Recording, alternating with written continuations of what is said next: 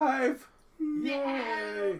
No. Welcome to Burnt Out Studios. Boing out. We're boing out. We're burnt out. Wow. I was going to read chapter 6 today. Other than that, I think we need to talk about, we need to go on YouTube and we need to put down those categories, I think, which would be cool. But yeah, anyway, should I start reading? Although you still haven't figured out what you're going to draw, huh? Yeah, let me just go ahead and start reading, and then I'll pick up here as soon as I can. Right. Okie dokie. Chapter 6. A New Family. Jesse wakes Lucius the next morning and shows him where he can clean up. They gather their belongings and join a party of riders assembled at the front gates of the city. As they wait for the stable hand to fetch their horses, Jesse begins talking to one of the riders in Elven. Mac, is it your turn again? She asked the mounted Elven guard. The elf guard is tall and thin and looks even taller in the saddle. He has the typical Elven features of blonde hair and pale porcelain skin. His face painted green like all the soldiers, but his face paint is simple. It looks as if he drags 3 green painted fingers diagonally across his face.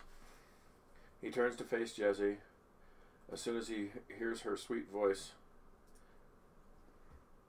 Jesse, I heard we would be escorting someone, but I didn't expect to see you, he declares as he appraises Jesse from atop his horse.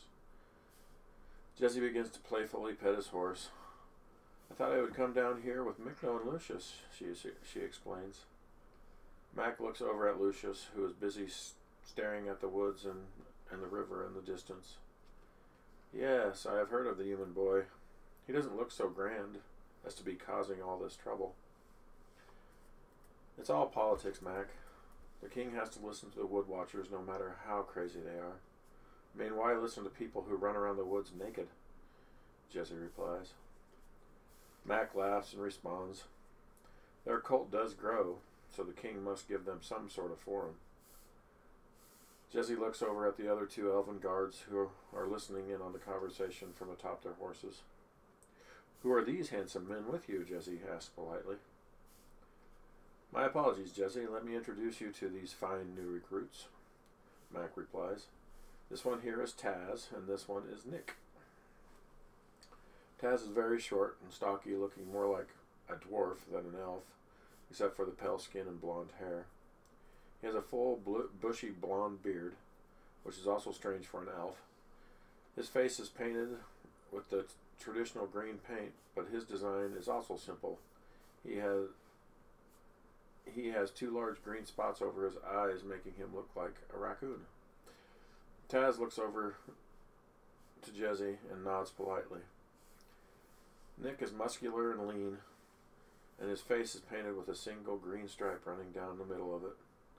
Honored to meet you, he says to Jesse. The stable keepers finally arrive with Jesse's horses. Okay, boys, lead the way, Jesse says as she mounts her horse. They travel back on the same road and camp in almost the same places. Lucius is kept entertained by Jesse, since the others only speak Elven. As they travel, she tells Lucius more about her journeys in the human world.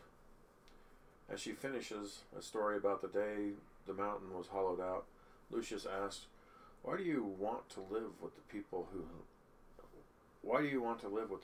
hate you? I don't believe they hate me.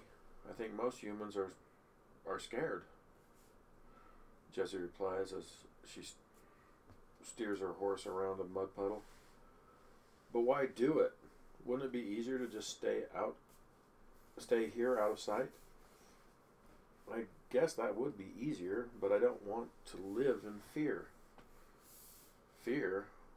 What are you afraid of? Don't you see, Lucius? That is why we are living in a mountain. We are afraid of the humans, afraid of being killed. I know we can't fight them, and so did the king. So you came here, Lucius says with sudden realization. Up to this point, he was under the impression that the elves and the magical creatures preferred to live this way. He sits quietly atop his horse as waves of guilt and anger ebb through him. Sensing his discomfort, Jesse responds, Lucius, it's okay. It's not your fault. We can't change the past. We must focus on the future. Since we can't fight humans, and I don't believe violence solves anything, we must try to educate them so they will no longer be afraid. Lucius considers the size of the town he grew up in and wonders how long it would take to teach each of them about elves. I don't think it will work. There are too many people. Yes, but we must try. We must try to make the world a better place for our future generations. I don't want them to live in a world ruled by hate and fear. I've devoted all my life to reuniting all the races. My tavern is located in a part of the forest where I am guaranteed a diverse customer base. The caves you travel through are the quickest route to all the other underworld kingdoms. The dwarves were our inspiration for disappearing underground. They prefer living this way. We can still see the sun through the mountaintop, and they preferred the dark. When the decision was made to hide from the humans, we chose a location close to them so we could trade with them. The dwarves provide us with iron ore, gold, marble, and in return, we provide them with vegetables and grain. What about the other races? Were they already here? Some, like the centaurs and fairies, came to us seeking shelter, but most of them are underground dwellers. They live deep in the earth, deeper than the dwarves. Most of them were discovered by the dwarves. The ogres were discovered first, and then the goblins, and then the goblins, and with the goblins were the halflings. They're slaves, Lucius adds. Yes, they're slaves. Why doesn't anyone help them? The goblins are a rapidly growing race. They already outnumber us. At this point, we are content to live in peace with them and enjoy free trade. The king will not risk a war with them, and it is not our place to tell them how to live. Lucius doesn't understand, but Lucius doesn't understand how someone could just let people suffer as slaves. Slavery is a subject he's very familiar with. With the death of his parents, he had been awarded the burden of his parents' debts. He was required to work till the debts were paid. But they are prisoners, he declares. So are elves, Lucius. We have to free ourselves first. As the party reaches its destination, the guards enter the two-storied brick watchtower to relieve the other guards. Jesse and Lucius, however, go to the back of the large tavern and unsaddle the horses, returning them to the corral.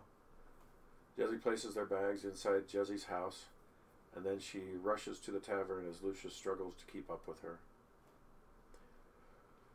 Inside, Bogreed is serving drinks to two goblins sitting at the bar. All but one of the tables is empty, and it has 3 warriors sitting at it. The same 3 warriors Lucius had seen the first night. A human male seated with twin brother dwarves. Jesse heads straight for Bogreed, who was smiling and waving at her. How'd the trip be? Bogreed asked in a slow tone. She ignores his greeting and looks over the bar, taking inventory of what's missing and what needs to be prepared. The trip was great. How is everything here? Where is Izzy? Bogreed looks up at the ceiling on the second floor and answers, She's gathering to bedding. Disturbed by the news, Jesse responds, That should have been done this morning. Why is she so behind? What time did she start this morning? She were a bit late, but she's catching up. You are far too easy on her, Jesse snaps. snaps back as she heads out from behind the bar and up the stairs. Lucius watches as Jesse disappears up the stairs and then waves. "Hi, Bogreet," he says, smiling. Bogreet pauses, searching his brain and manages the word, "Hi." Upstairs, Jesse finds Izzy with a large bundle of blankets. Izzy looks guilty at her and decides to say something. "Hi, it's good to see you're back already. How was the trip?" "That won't help. Why were you late this morning?" Jesse asks, hands on her hips. "I overslept, that's all." "You must have been real tired. Why is that? Could it be those friends of yours visited last night? The same way they always do?" Izzy turns and glares at her mother. "I don't have any friends. You made sure of that," she says, storming off down the stairs. The dancers have all gathered to greet Izzy and to watch the mother-daughter argument. Jesse turns to look at them, and they all start talking at once, and all the words run together. "How was the trip? We missed you while you were gone. Did you bring us anything? How are you? Where is Lucius?" Jesse holds her hands up, trying to calm them all down, and says, "One at a time, please." Hadassah steps forward and starts first. "Hi, Jesse. We're glad you're home. Did everything go okay? Do you still want me to teach the Lucius boy?" "Yes, Hadassah. You'll be teaching Lucius. Just don't teach him anything extra," Jesse says with a smirk. The dancers all start laughing. After everyone calms down, Dale, the female elf dancer, asks, "What happened? Is the king going to let Lucius in school?" "The king hasn't given a solid answer, but I think the chances are good. First, we have to acclimate him to our culture." Olegri towers over the others as she stands in the background. "It's good to see you back," she says. Everyone is shoved out of the way as she stampedes forward to hug Jesse. Jesse looks like a rag doll in Olegri's arms. Her words are muffled by fat. "You're crushing me, Olegri. Let me go," she grunts out. Olegri lets go, smiles down at Jesse, and lumbers quickly back to her room. Before entering, she waves one last time and then disappears into the room. "She sure has trouble controlling her emotion," Jesse says as she waves back to Olegri. Zelena steps forward and exclaims, "It's good to see you," and walks toward her room. "She has too much control," says a small voice. Jesse looks down at Zinj, who is standing behind her leg. "You could make that argument. How are you, Zinj?" Jesse asks. Zinj looks up at Jesse and smiles. "My life here is always better than my life before. I will never be able to repay you for buying me from those two," Zinj exclaims. Looking down from the balcony, Zinj exclaims, looking down from the balcony at the goblins seated at the bar. Goblins are about a foot taller than a halfling and have dull grayish skin, stringy black hair, and pointy facial features. Their ears are located farther up on their head than other humanoid creatures. They look like the ears of a cat or possibly a horse. They walk with a slight slouch, and their legs stay slightly bent as if they're used to walk on all fours. They love jewelry and fine clothing, and usually wear as much as possible. "I think I got the better deal, Zinj," Jesse replies. Zinj turns back to Jesse, glances up into her eyes, and rushes forward to hug her. She is only able to hug Jesse's leg, but that seems to be good enough. After a minute, she releases and runs to her room. Jesse walks back down the stairs to the main floor of the tavern. As she heads toward the bar, she pauses to return a wave to the human warrior who is sitting at the table with the twin dwarves. He waves her over to the table. As she walks to the table, she starts to speak to him in English. "Hello, Paul. Is something the matter?" The human male Paul takes a large swig from his tankard and replies, in an obviously intoxicated voice. Jesse, are you being so professional? I was just being cordial. How are things going with that boy? Lucius listens intently to the conversation as he stands at the side of the bar. He's excited to hear a conversation he can understand. Paul looks over at him and bellows, "Come over! Hey, you! Come here!" Lucius cautiously walks to the table and stops slightly behind Jesse. Paul looks at him and announces, "You don't have to be afraid. Hell, you should thank me. I saved your life." "I'm always saving someone. That's what I do. Or should I say we do," he says, gesturing towards the twin dwarves. "What do you mean? How did you save me?" Lucius asks, stepping a little closer. Paul takes another drink from his tankard, spilling most of it down the front of his shirt. "You don't think an elf would ever leave the kingdom without a good reason, do you?" he asks, wringing the L from his black goatee with his left hand. "Okay, but what does that have to do with you?" "I found you. Then I was the one who told, what's his name? Oh yeah, Mick knew," Paul says, and then he takes another swig. "Well, first I told Jesse, but I was there when she told Mickno." "Mickno. His name is Mickno," Lucius responds. "Why didn't you come with Mickno to save me?" Paul looks up at Lucius and begins to chuckle. "I don't work for free. You didn't look like you were rich, so I let you go. After a day, I thought you would leave the woods. You didn't, though. You just kept on going. So I thought I would see if anyone else wanted you. I really didn't think Jesse would actually know someone stupid enough to come get you." Lucius glares at Paul and then responds, "Thank you. You're a kind and generous soul," he exclaims sarcastically. Paul slams down his tankard. "Watch your tone, boy. I saved you from death, and I can deliver you back to him." Jesse steps forward and places her hand on Paul's shoulder. "Paul, finish your drink. I'll see you later." She leads Lucius back over to the bar and tells Bogreet he can go back to entertaining, which he happily obliges. Lucius takes a seat at the bar. "Why do you allow a drunken loudmouth like that in here?" he asks Jesse. He stares over at Paul. "Paul? Believe me, he's quite a useful person to have around. He is telling the truth. He did find you. He has done quite a few odd jobs for me." "You actually pay a drunk to help you?" "He's not always drunk, and he has never failed yet," Jesse replies. "Now let's not talk about it anymore. I have customers," she declares as she walks down toward the goblins at the other end of the bar. The goblins and Jesse begin chatting pleasantly, but Lucius can't understand what they're saying, and then he can barely hear them at all as Bogreet starts playing his xylophone.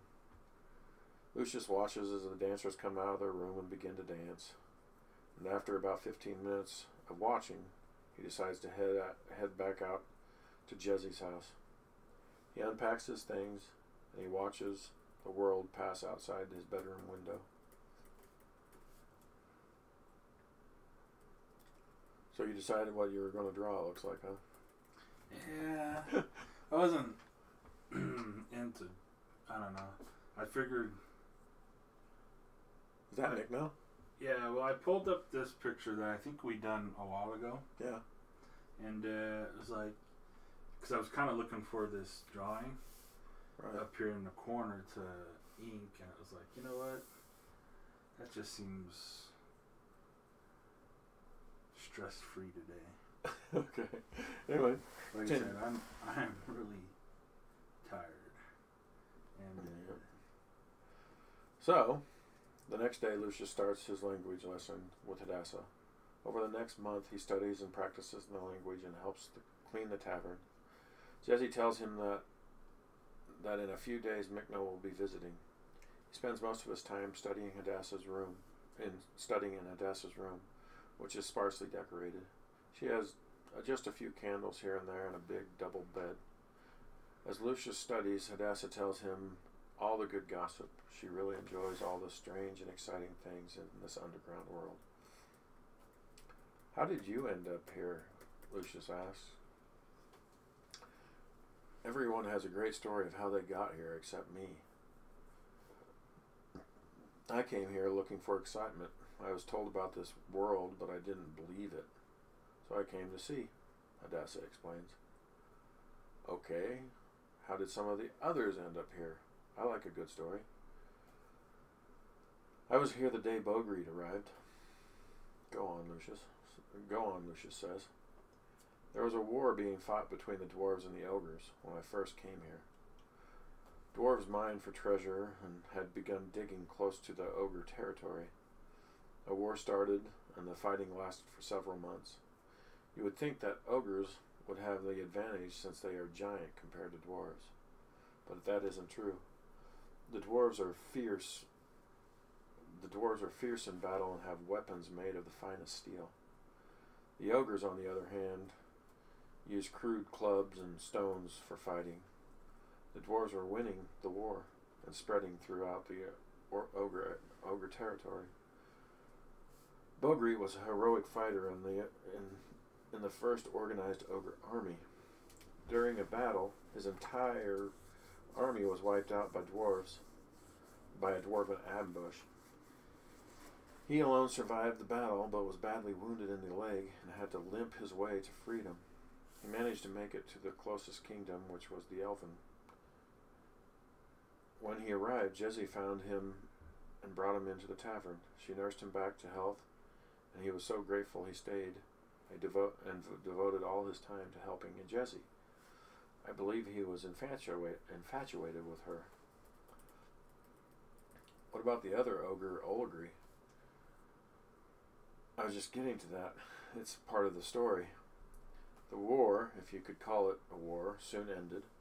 The dwarves won the territory, and the ogres now have much less territory and are fewer in population. Oligri grew up in the same cave villages as Bogreed, and they were once lovers. When the war started, Bogreed left her to go and fight the war, and she started to search and heard stories of an ogre in the Elven Kingdom. I don't know if I skipped a line there. When the war started, Bogreed left to go fight, and she promised she would find him no matter what, even if he were dead. Yep. After the war, she started to search and heard stories of an ogre in the Elven Kingdom. When she came here and found him, she ran to him lovingly and loving him more than ever, but he was anxious to start a new life away from the world he once knew. He didn't want any part of her. Her love turned to hate. They had several fights and destroyed several doors and tables in the tavern. Jezzy wanted the damage to stop, so she talked to Oligri, offering her a job here, and told her it would be the greatest revenge. She told Oligri that Bogreed would be enraged with jealousy. It worked. Oligri stayed. They don't even talk to each other, but I think there might be a little love still left between Oligri and Bogreed.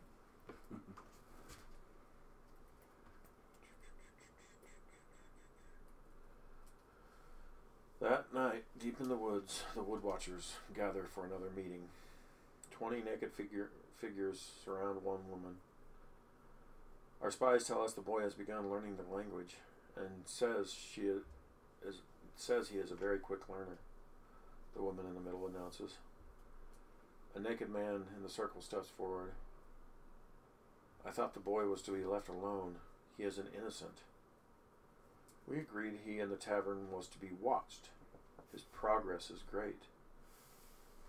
Greater than we could anticipate, and I believe we should arrange a meeting with this boy. If he is as smart as we have heard, maybe we could show him how elemental magic will destroy the earth, the woman declares. We must see the king first. I have seen the king already. He will not base a decision on the word of our prophecy. He will give the human a chance. We must stop the progress of the boy, so I say we stop it at the source. We must convince the boy that elemental magic is wrong. We will never be able to get him out of the tavern. He has too many protectors, the man declares. He trusts Mikno, and Mikno is traveling to see him on this very night. If we capture him, we will be able to go into the tavern as Mikno. The boy will trust the impostor and follow him anywhere. The circle erupts with a murmur of agreement as the woman in the middle continues. I need 7 of you to go capture that wizard. 7 figures transform into giant brown bears. Oh, into giant brown owls, sorry. I don't know why I said bears. And fly away into the night. Mikno and the elven guards have set up a camp near the main road inside a large dirt cabin. 6 giant brown owls land out around the cabin. The 7th lands on the roof of the cabin near the chimney, which pours out smoke. The owls transform into their true elven form. The elf places his hands on the chimney and begins to crumble the chimney in on itself, sending the smoke billowing back down the chimney into the cabin. Mikno and the guards wake, coughing and choking. Even with the ability to see in the dark, they are unable to see through the smoke. The guard rushes to one of the 2 windows in the cabin and leans out to get a breath of air. Smoke pours out of the window around him as he inhales a refreshing breath of air. A set of hands snatch him, pulling him from the window into the night. Mikno can hear muffled cries as he is beaten. Crawling on the floor, Mikno makes his way through the smoke to the fireplace. He reaches into the fireplace, and fire begins to spread up his arm. Outside the cabin, the elven guard has been beaten lifeless. 7 figures now stand outside the cabin, waiting for Mikno. The cabin window slowly closes up and disappears. Smoke can no longer escape the building, and no one can get in or out. The wood watchers spread out surrounding the building as it begins to rumble and shake. The building explodes, sending fragments of dirt and rock in all directions. The wood watchers fall to the ground for cover. Smoke hangs in the air as the wood watchers begin shuffling to their feet. Standing in the middle of the smoke where the cabin used to be is Mikno. His body is completely engulfed in flames. The wood watchers slowly approach as Mikno waits for their next move. They scream and charge Mikno, and he counters, sending a flame ring spiraling out from himself. The ring spreads in a widening circle like ripples in a pond. Like ripples in a pond, the wood watchers change into different animal forms to avoid the flame. 3 of them change into owls and fly above the flame. 1 turns into a tiger and leaps over the flame, and another turns into a turtle and hides in its shell. But that was the worst and last decision he will ever make. The last turns into a giant snake and escapes down a nearby hole. The owl swoops down at Mikno, clawing his eyes, but he sends flames shooting into the air, and they sweep up into the sky. But they serve their purpose. The tiger crashes into Mikno, knocking him to the ground, dousing his flames. He lies on his back as the tiger closes for the kill. A whirlwind swirls around Mikno as the tiger pounces. The tiger is caught by the whirlwind, is hurled away into the woods, and lands with a thud, instantly changing back into elven form. The owl circles around in the air, gathering for another attack. Mikno sends a whirlwind toward them, and they scatter to avoid the deadly wind. This snake takes advantage of the distraction. Mikno feels the giant snake curl around him, and it begins to squeeze, crushing the air from his lungs and pinning his hands to his body. Mikno ponders his next move. Wind will be useless against something like this. Earth is my only chance, but what to do? He is unable to decide as the owl sweeps down from the sky and grabs hold of the snake curled around him. The three owls working together lift him and the snake into the air. I can't use earth now. If I use wind, I will fall to my death. His old teacher's lessons ring through his mind. The true power of magic is the ability to think quickly and to use your imagination. The crushing from the snake takes his toll, and he passes out. The wood watcher who was the tiger, scrambles to his feet and watches as the owls fly into the night. When they are out of sight, he transforms into a perfect copy of Mechno, walks over to the dead guard and starts removing the guard's clothing. When Mechno regains consciousness, he is bound tightly in a leather bag and hanging from a chain, which is tied around his torso, and the other end is tethered around the branch of a tree. He is surrounded by unclothed elven figures who glare at him as he sways back and forth from the tree. "Good to see you," a voice from behind him announces. "You can no longer touch the ground. You have no fire. You have no water, and the wind you will breathe will be contained inside this little bag." A thick leather bag is slipped over his head and tied into place around his neck. He struggles, trying to kick his legs through the thick walls of the leather bag. The leather will allow very little air in, The leather will allow very little air in. It will be hard to breathe. You might even die. Behave and we might let you live. Remember any use of elemental magic and we will kill you quickly. The speaker clubs him with a tree branch, and his struggles come to an abrupt end. Lucius paces around his room. He tried to sleep, but the excitement of seeing Mechno has kept him awake. He stares out the window into the woods, watching the fairies dance in and out of the trees. On the path, a strange shimmer catches his eye. It's not like the sparkle of a fairy.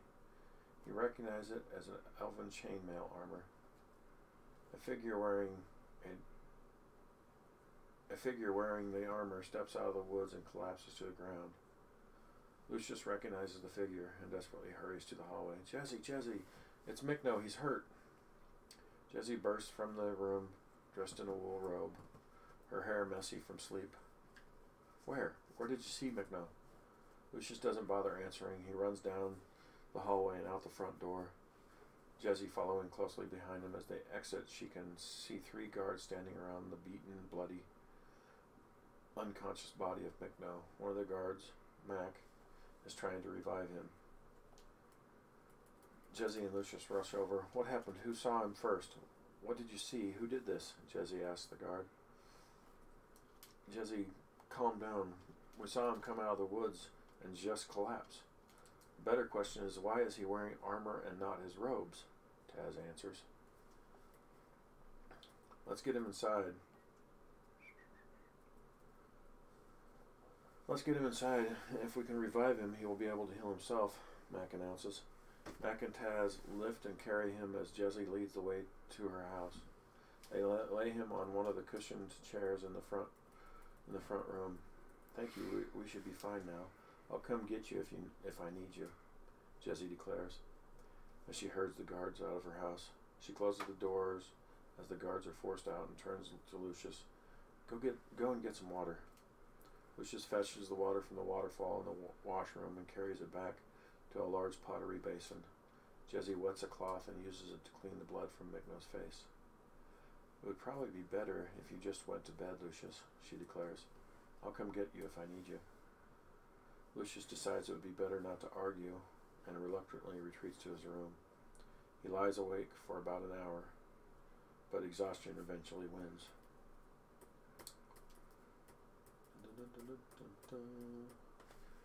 That was the end of chapter 6. The end of chapter 6. Yep. Chapter 7 is called The Prophecy.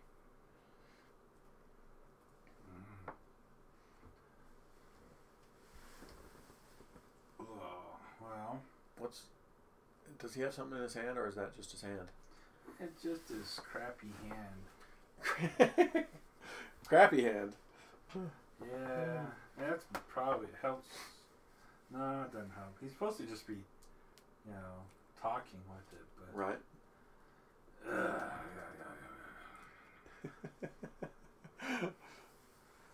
Artists, they're their own worst critic. Fine.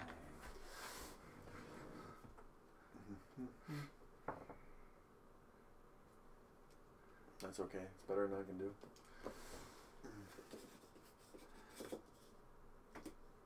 You ever want to make an artist happy? Go up behind him and say, "What's that supposed to be?"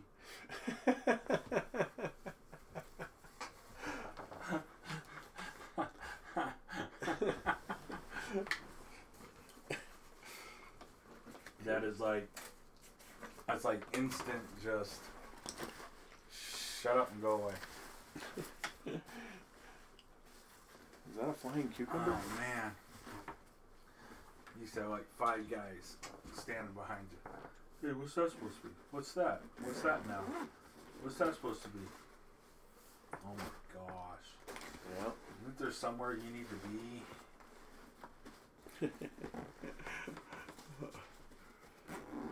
Yep. Drive me bananas. Yeah.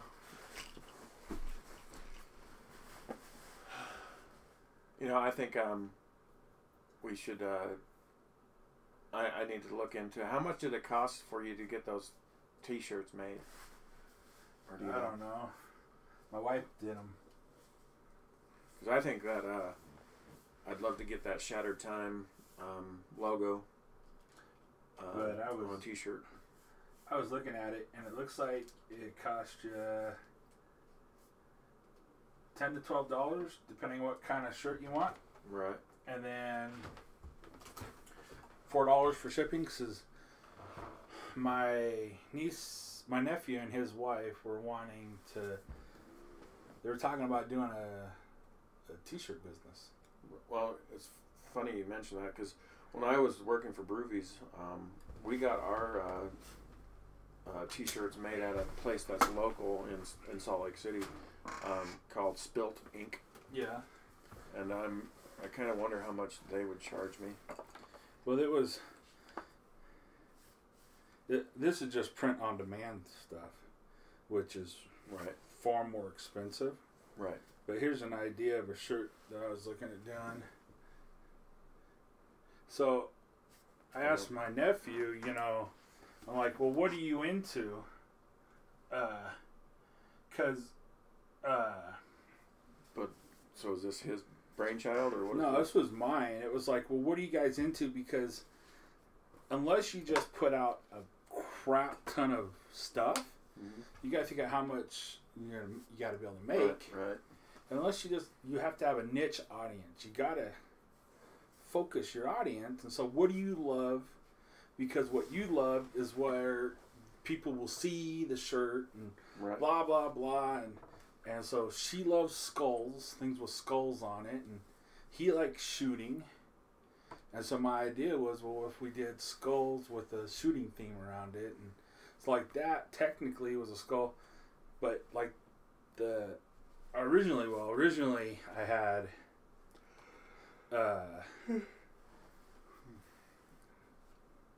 So is that like a Spartan helmet type thing? Yeah, kind of. Let's see. So this is the one I think I sent. So okay, so now I need to add. So where's? Okay, there we go. I've done so many different versions of this. Same thing. Well, what's that supposed to be, right? So here's it. This was the original first thing I sent them. It's funny because so you're showing me this, and don't worry, he'll show you here in a second. So it's supposed to be a 357 Colt Python, right? Right. So, but the other one was I put the Python as a skull. That was the Spartan helmet. Right. And then it's like, it needs more. I don't know what else it needs on it. Right.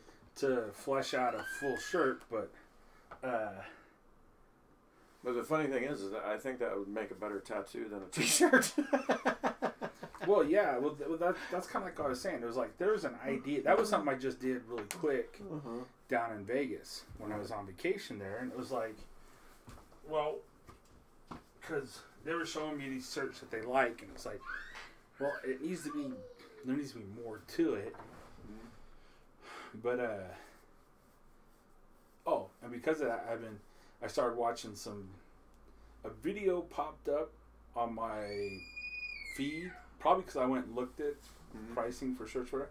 Right. So a video on my YouTube popped up with making T-shirts. So I was like, okay. So I went down the rabbit hole of that and how much it costs, and it was like print on demand.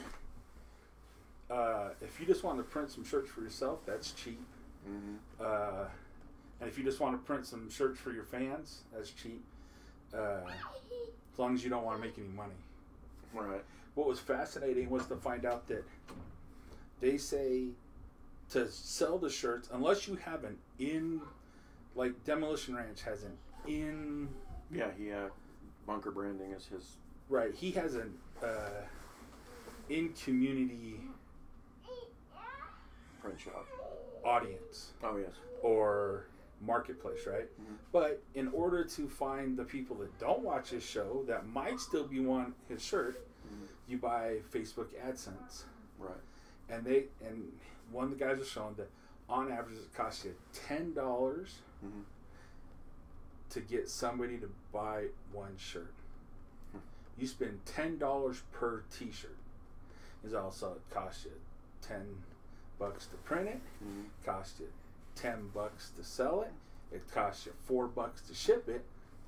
Now you're at $24, $25, and unless you think you have a $30 shirt, $40 shirt, you ain't making more than $1 or $2 on the T-shirt. Now, as just fans, and if we didn't care about making money off the swag, that's fine. But when you care about making some money on your product, you're like, holy crap, there's the profit margin on T-shirts is like, unless you print it yourself.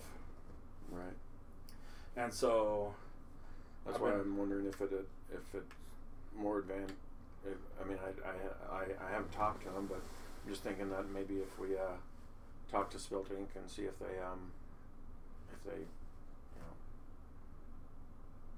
would how much it would cost. It probably. I bet we could probably look them up online. It'd probably be a little bit cheaper, but they'll probably want a bulk order. Probably. Yes. When I ordered stuff for Broovies, they usually want. Where it's on print on demand, we could have a link from the website to a print on demand store that we could set up, where they just could buy it. They'll print it and ship it for us. You only make a couple bucks, but but we could set it up. There used to be a company called Printful. I still think they're out there. I don't know if they do this anymore, but they used to send you out a sample. Right. So you could set up a shirt. They would print one and send it to you, and it'd almost be like getting a free shirt. Yeah. But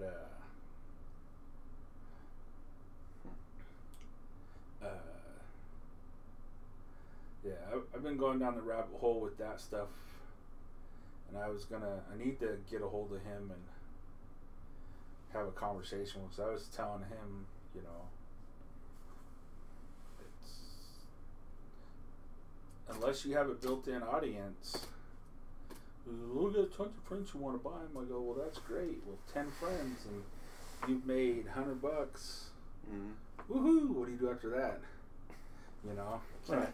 Then it's like, well, how much do you really need in order to live off of? Right. I mean, if I was going to do this, depending on a side business or a business, right? It's like, well, you probably want at least $3,000, right? Well, if I was doing it as side business, I'd probably want at least $1,500. So you're looking at having to do $4,500 in sales a month. So you're gonna have to clear $10 per sale. I mean, you're talking about X. It's like, can you reach that many people to sell? It's like it gets tough. Right. All of a sudden, it's like unless watching those other videos says the only way you're going to get those sales is through the AdSense on Facebook and things like that. But you ain't making no $10. So now you got to quadruple your volume. Right. And it's like, I was watching this one guy who does it out of his house. He does the printing on vinyl. Wow.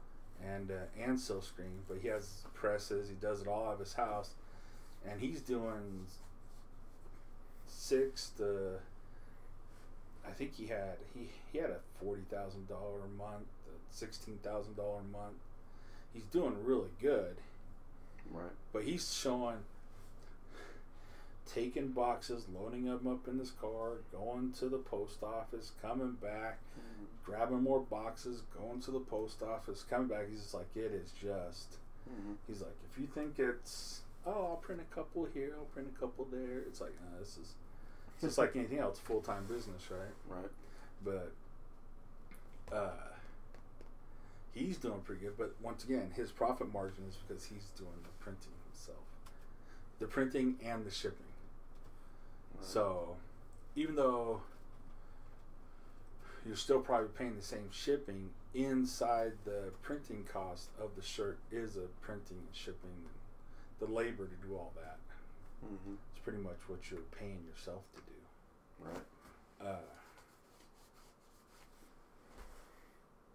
And you have to have tons of ideas. You know, it's like, I was like, you need a theme. You need a theme for your shirts. I'm like, that's why the shooting is such a great place, is because when you're out of ideas for stuff, well, I mean, just out of, what about this? Like that Python was the first thing that came to my mind. Well, what? Okay, then you can do an AK-47, you know, boom, boom. So you're sitting there and you're like, sales, we need a new shirt. Instead of having to try to come up with some grand design, you can just think, well, what haven't we done yet?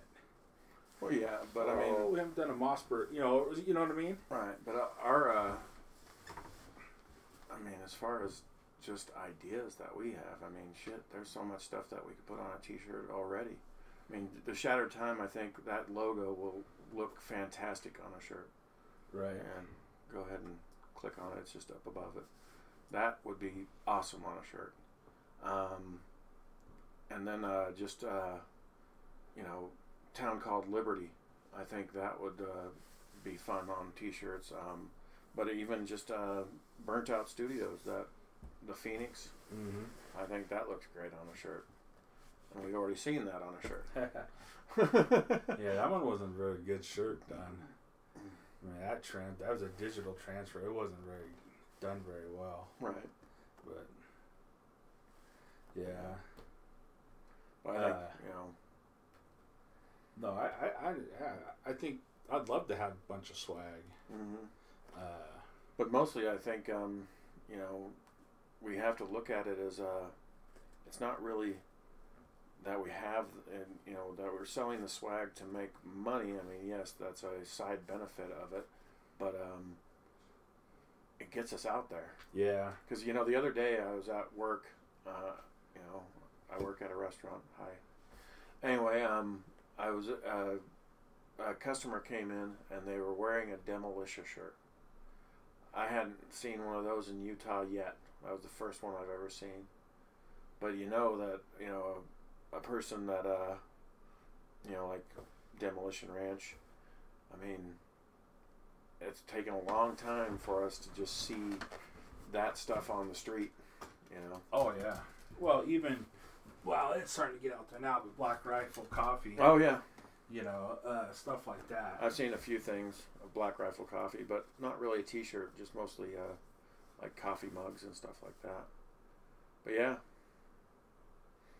Oh yeah, But it's just to get our name out there. I mean, you know, just to have somebody come up to somebody with that shirt and say, what's that shirt supposed to mean? And just to have somebody explain it. Oh, it's a book. Tell me more. It's a fantastic book. Tell me more. So yeah. Did you watch sports or something over the weekend?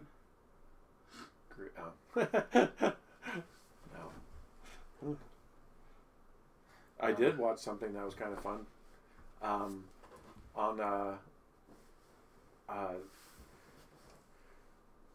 you know, I'm a Mel Gibson fan. I mean, even some of the viewers who have watched those episodes, I'm a Mel Gibson fan. So the other day I was walking out of Walmart after shopping, and they had a Redbox there. Mm-hmm. And I saw, you know, a new release that had Mel Gibson's face on it. And he had a full beard.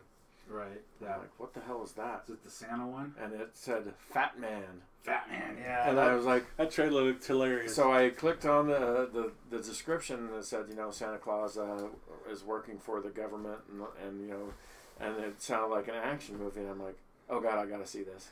I don't care how campy it is or how stupid. I got to see this. And so, wait, just wait a second.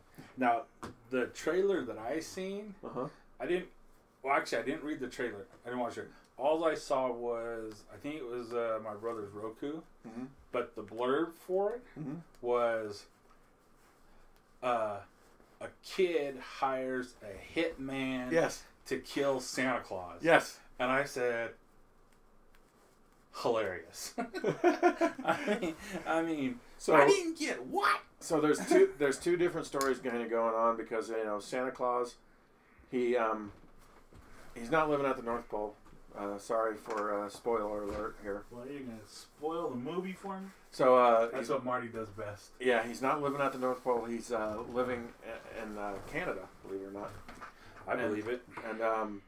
And he runs a workshop there where all these elves are, and you know they produce toys.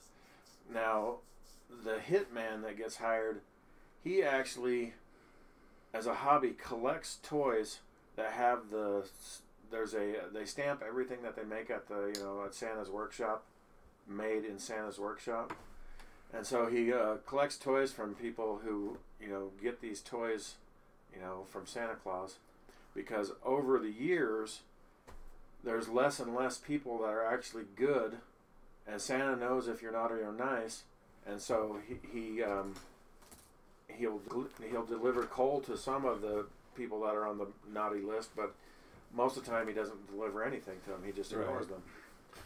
He just ignores them. And so he once gave a car to this little kid that was the assassin that's in the movie, and that's the last thing that he ever got from Santa. And then he started doing bad things, so he was ignored for the rest of his life. And anyway, so Santa has fewer and fewer kids that he actually delivers to, and so he's actually losing. He's actually subsidized by the government because he's losing all these kids, and so finally they ask him, you know, if you want to make more money, can you? Because he's, you know, falling on hard times type thing. He's like, can you fill our contract? We have a government contract making these smart chips that go into these airplanes, and so they transform Santa's workshop into a place that's making these parts for these planes, and because they work faster than any human on the planet, right? And so you know, he's doing that as temporary before the holiday season, you know. And he's contracted out. He's contracted himself. He subcontracted the elves out. Right. And so there's this rich kid. So he's on the naughty list. Right. So there's this rich kid that that's a little better. That's really spoiled, that gets whatever he wants. And for some reason he gets a lump of coal for his gift. And he gets real pissed off, and he hires a hitman to go and off Santa Claus, and the hitman, of course, wants to off Santa Claus anyway. Right. So a lot of the movie is him just trying to track down where the hell Santa Claus is, because nobody knows. So is Gibson the hitman? No, Gibson is Santa Claus. Oh, Gibson Santa Claus? Yeah. And so, I mean, Hey, kid, they call what do him, you want for Christmas? They call him Fat Man, but he only has like a little pot gut, you know. Because their voices have gotten so he's still distinctive. Mel. You know what I mean? Right. Hey, kid. Right. What do you want for Christmas? It's like, oh, okay, Santa Claus. Well, it's funny because so in this movie, Santa Claus has powers. You know. Yeah. One of the obvious powers of Santa Claus is he knows everybody. Oh, yeah. He knows whether you're naughty, nice. He knows your entire history. Right. You know, whether you like it or not. It's just weird because like when these soldiers start showing up, you know, to help guard the place, you know, because since they're making parts, he addresses them all by name. Oh, Jesus. And asks, you know, how's your wife and kids? You know, that kind of stuff. Yeah. And so, another thing is I mean, by the end of the movie, you learn that Santa Claus is immortal.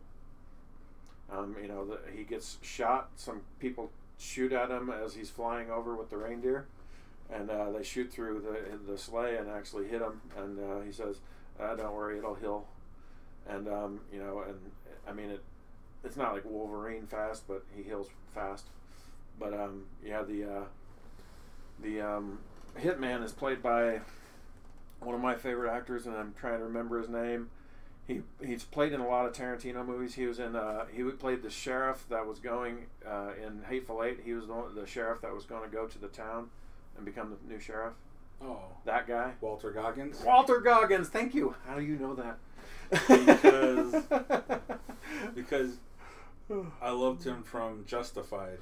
I loved him from anything he's ever done. I know. Because when he had that bit part in the Ant-Man movie where he played the guy that was, you know, trading Wasp. That was a great part. Right. But he's done some. He did a show on HBO that should have been just knocked out hilarious. That turned out to be kind of Him and the guy did Eastbound. The guy did Eastbound and Down. You ever seen that? I've heard of it. I haven't watched it. So they were both teachers at a high school who want to be the vice principal, and so then the shenanigans and stuff. And it was like, boy, that was a great setup. And then it was like, and then he's on a new show called Unicorn. Never heard of it. You know why? It's because in my mind he's wasted. He should be doing. When he has a role that he's made for, he's hilarious. I mean, he does decent comedy, but if you've ever watched Justified, him Waylon, oh my gosh, that character was. Well, Raylan and his, I thought his name was Wayland on that show. I can't remember, but that role that he played on there was just brilliant. He's done a couple other little things too. He was in a Western. Oh gosh. Wow. Was he in? He does a lot of good Westerns. Hateful Eight was fantastic. Yeah, I can't remember. Was he in? He wasn't in the assassination of Jesse James. By the Coward. By the Coward. I don't know. I've only seen it once and I don't remember. That movie. It's a good movie. It was like I was telling my wife how good it is, but it's like you won't like it because it's so slow. Well, yeah. But it's just maybe it was. Well, he was in the Django. He was Django. Yeah, he was great in Django. He's the one that actually was going to cut off Django. He was all right in Tomb Raider. I liked him. I didn't realize he was in Born Identity. That's what? I don't know. I don't know either. He was in Shanghai Noon. I could see that. But yeah, anyway, so Walter Goggins is the hitman. Oh, he did a TV show called Six, where he was a Navy SEAL. That was pretty good. It was on the History Channel. So he actually, another spoiler alert for everybody that's watching, he actually goes and he fights Santa Claus, and they actually get into a physical fight, and he stabs Santa Claus through the back twice with this ingenious little weapon that he has mounted to his knee that has a blade that comes out. Stabs him twice through the back all the way through, and then gets up and pops Santa Claus right through the head, right through the eye, blows the back of his head off, and so he's like, you know, just kind of, you know, thinking everything's over, and then Mrs. Claus, or the Mrs. Claus at that time, because you kind of get the feeling that there's nothing magical about her. She's just he just keeps marrying as he goes through life, and so she ends up shooting him, and they go through a whole thing, and finally he kills the guy. And so then she's over there crying over him, holding his head, and she's stroking his head, and she's like, "It's going to be okay, Nick. It's going to be okay."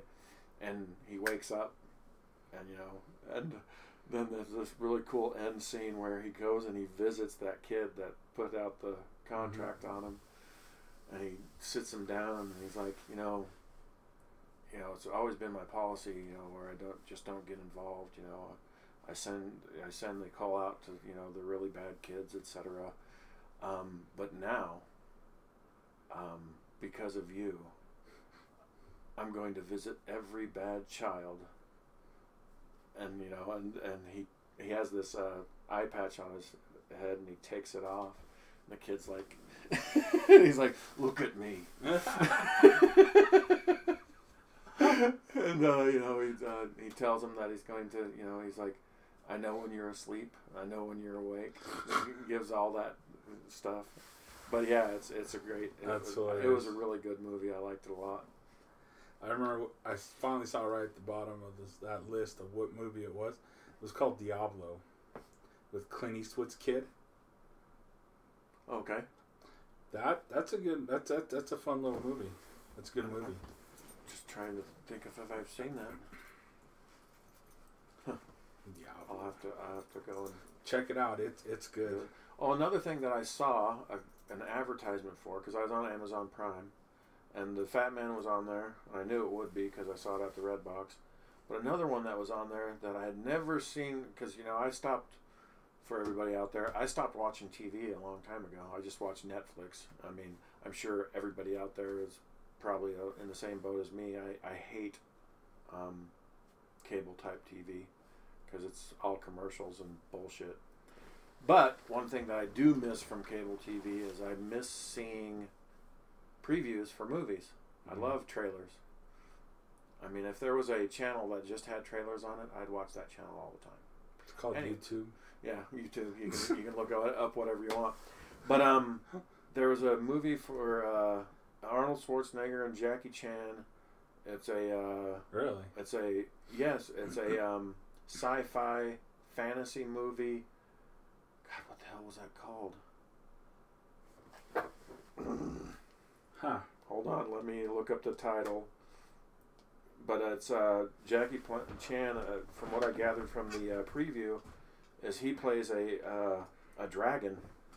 A dragon? Yes. Hold on, Jackie. Like in fire breathing? Yes, as in Chinese type dragon. Jackie Chan. Schwarzenegger. Oh, there it is. Okay, clicking. On here it's called Journey to China. Is that the name? It doesn't sound like the same one I saw, but it's the same pictures. It's, according to this, it's called VIY 2 Journey to China.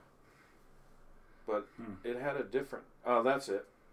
There it is. Iron Mask is what they're calling it. And which is funny because I guess there's one character in there that has an iron mask. But yeah, it has all these big name stars, and it looks like they spent a crap ton of money on it because it, had a lot of CG and cool shit in it. But it's kind of neat to see those two in a movie together. Right. Because they actually get to fight a few scenes, it looks like. Oh, really? Mm-hmm. I mean, not that Schwarzenegger would ever have a chance. I mean, first you have to be able to hit the guy, and I don't think you would be able to hit Jackie Chan very easily. So yeah. Not without breaking a hip. Right. But yeah, I mean, I just don't know if that's going to be any good, but I'm going to probably rent it either today or tomorrow and watch it. So I'll be able to give a movie preview of that one. I don't think I watched anything good lately. Yeah, she made me watch one from Disney. I watched that Fairy Godmothered. Oh God, that was horrible. Did you survive? Yeah, I think I watched that too. But I did watch the Christmas Chronicles 2 with Kurt Russell. Oh that was pretty good. Stupid too. I'll watch most anything with Kurt Russell, and in this one, it had Goldie Hawn in it as well, and I always loved them as actors. To this day, one of my favorite movies still is Overboard. I tell you how bad that movie was. I can't even remember what it was about. Overboard? Nope. Oh, I can tell you everything about Overboard. Christmas Chronicles? Yeah. The first one, I don't remember much about it either. The second one was okay. The bad guy in it, or there always has to be a bad guy, you remember that kid from Deadpool 2? The Fire Fist? Oh my gosh. He plays the bad guy. Fire Fist? Do you remember that from Deadpool 2? Oh yeah, that's right. That kid. He was an elf. Right. That became a human. That became a human, and he was going to destroy Santa. Mm-hmm. That's right. Yep.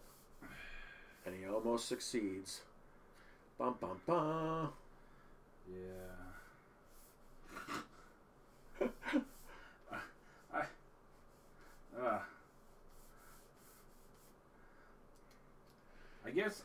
You do that too fast. I guess I am getting to the point now where so much is getting so politicized with stuff and things that I can't separate it, and I just watch in fury. And so I just you're going to have to like that. Explain that one. Exactly. And so now I'm trying to remember the movie enough to understand. Oh, there's lots of movies that have some message in it that is stupid. But then again, there's a lot of movies out there that have the message that we want to hear. Not as many as we used to. Yeah. Not as many as we'd like.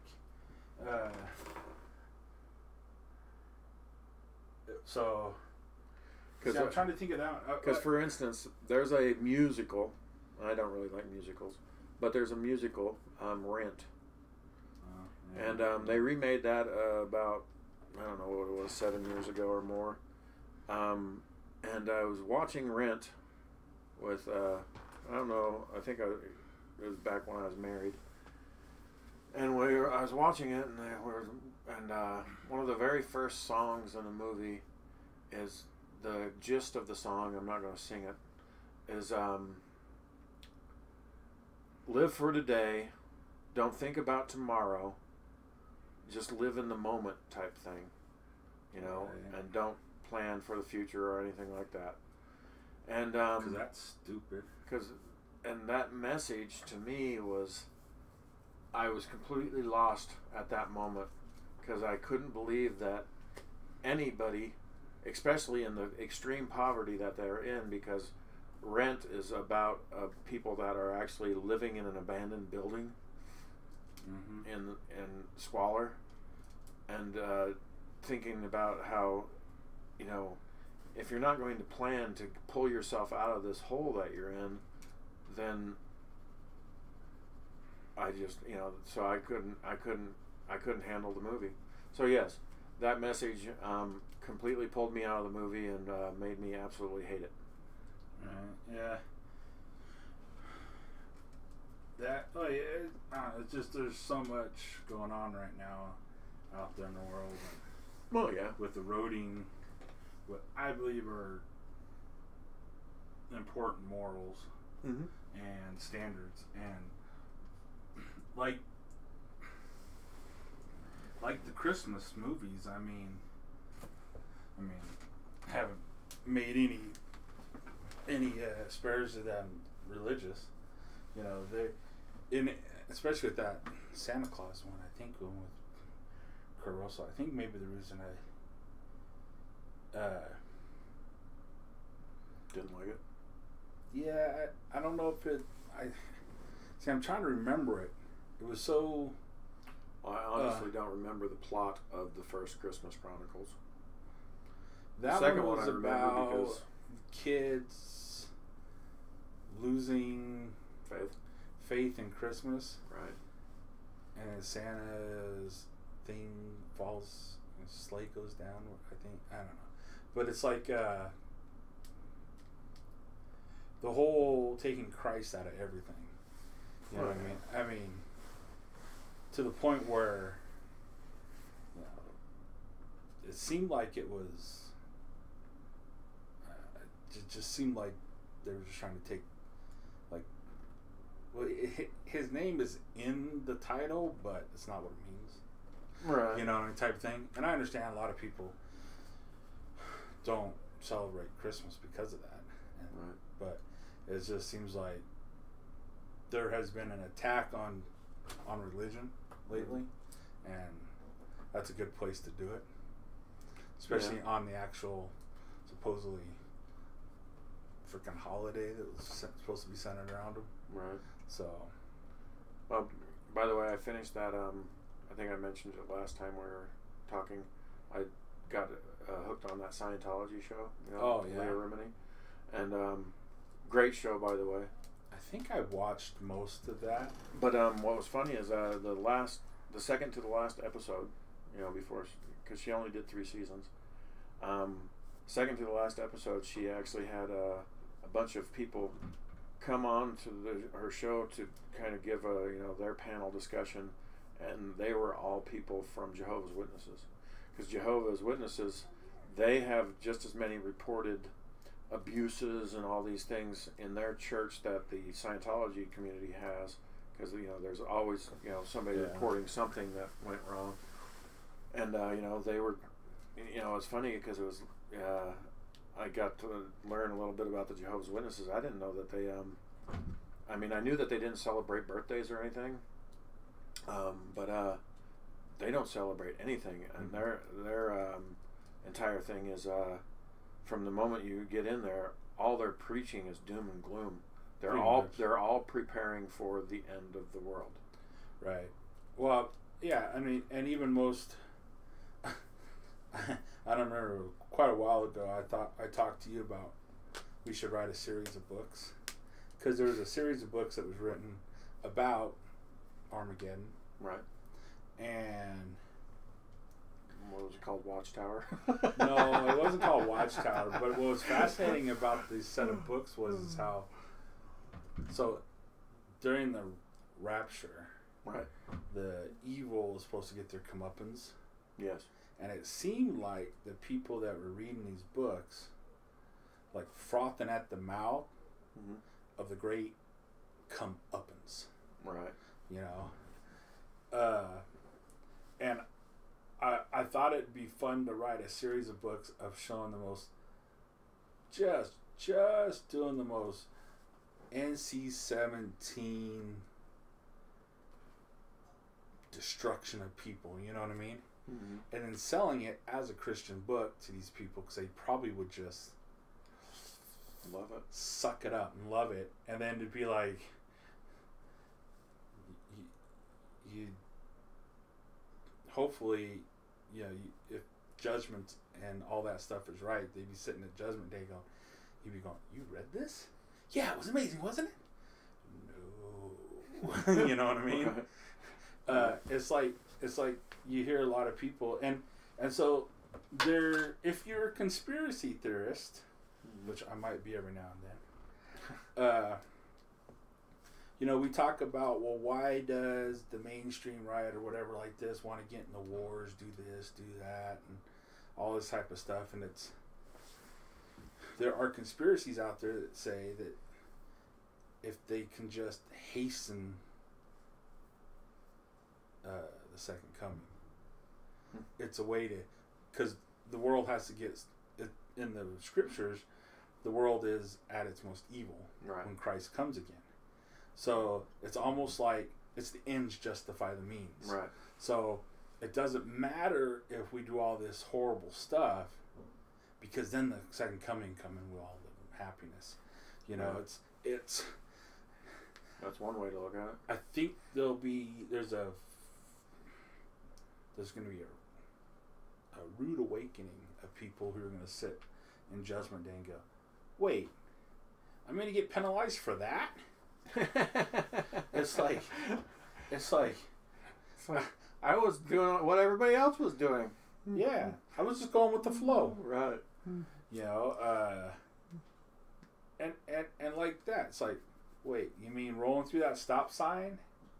What do you mean? Come on. What? Speeding? What?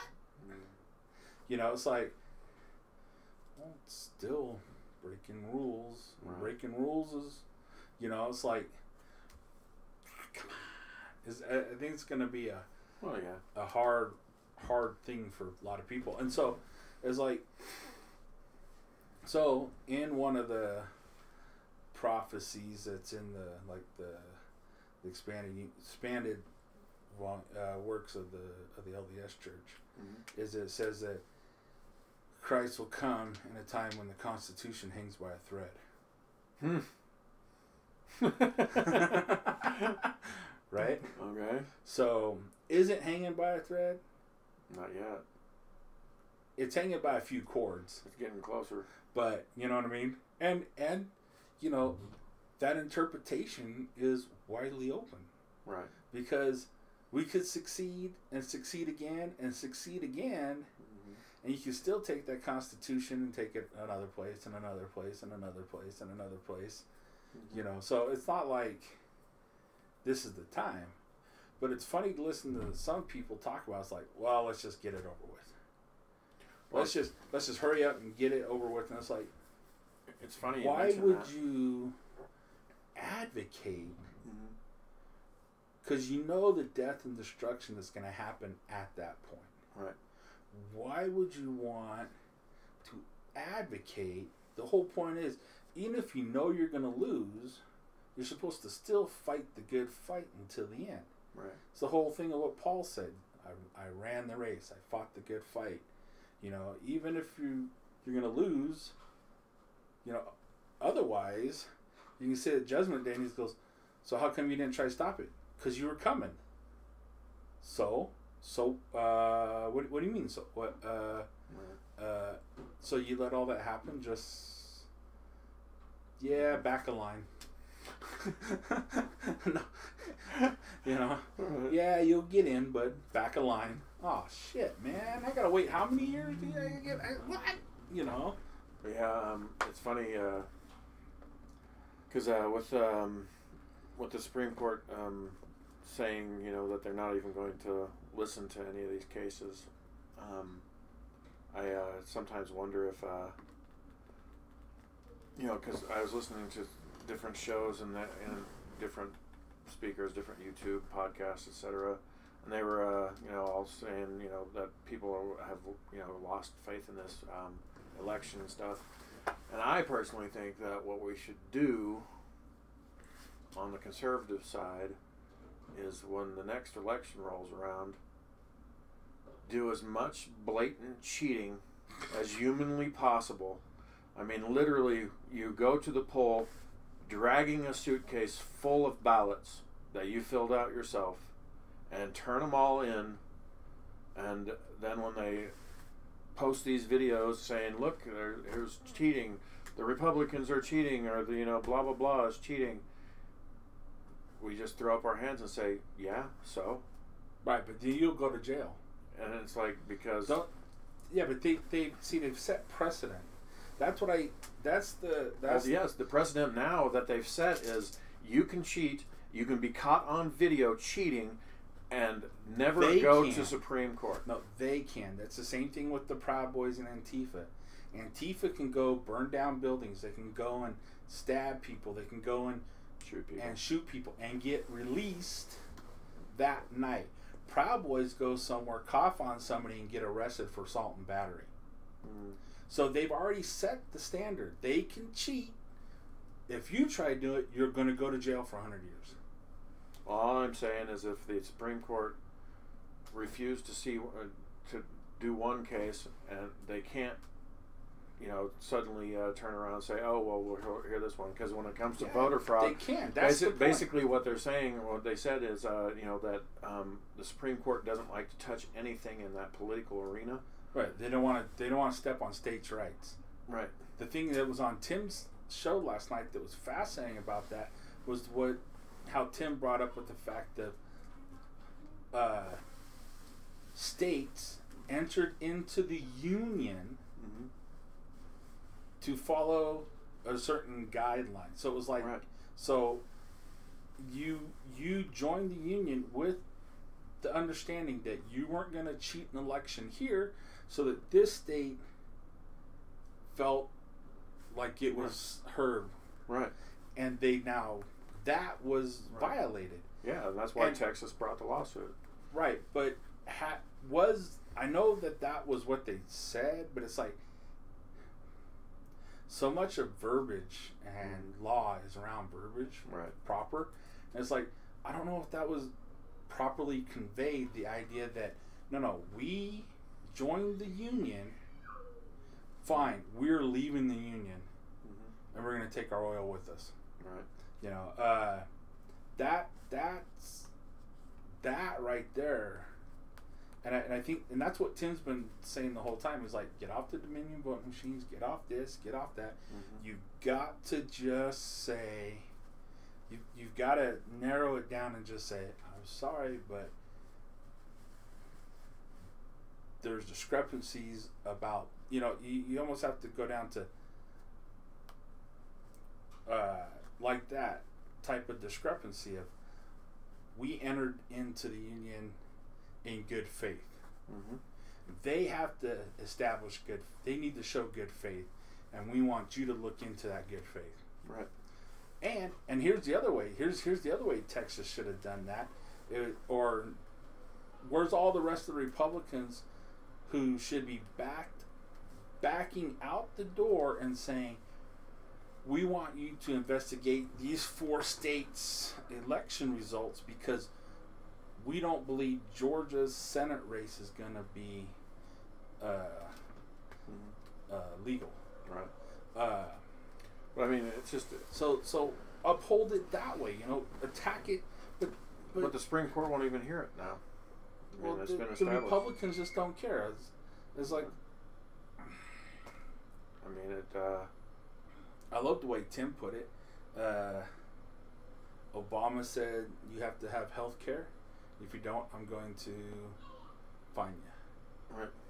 So he's where were the Republicans saying everybody in America has to own a gun, or we're going to fine you?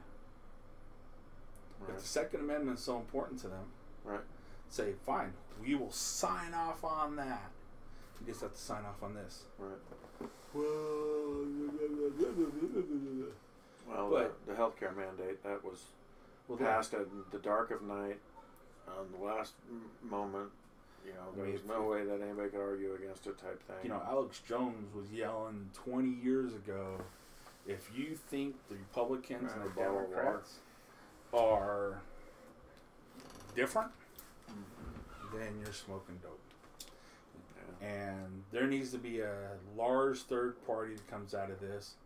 In fact, it's like Tim was, I think MAGA should just break off and create its own party. And you shouldn't vote for one of these. Well, the thing is Republicans. We've had a large third party forever. I am part of that party. A libertarian. But yeah, but they're not. Being the third party in a 2-party system. Right, but now that MAGA contingency, the people that marched in Washington weren't Republicans. No. those are MAGA supporters. Yes. The people that have been coming out to conventions, they want to drain the swamp. Yes. Are MAGA, not Republicans, and they are now seeing what the Republicans think about them. Trump just elected 3 SCOTUSes. Yes. And they just all turned their back on you. Yep. Because if you think well, it's because all those politicians, including the Republicans that are in office, what they think of us is that we're all a bunch of Walmart shopping losers that don't deserve their time. And I'll say it right now. Yes, I am a Walmart shopping loser, and I'm sure you don't. You think that I don't. Deserve your time.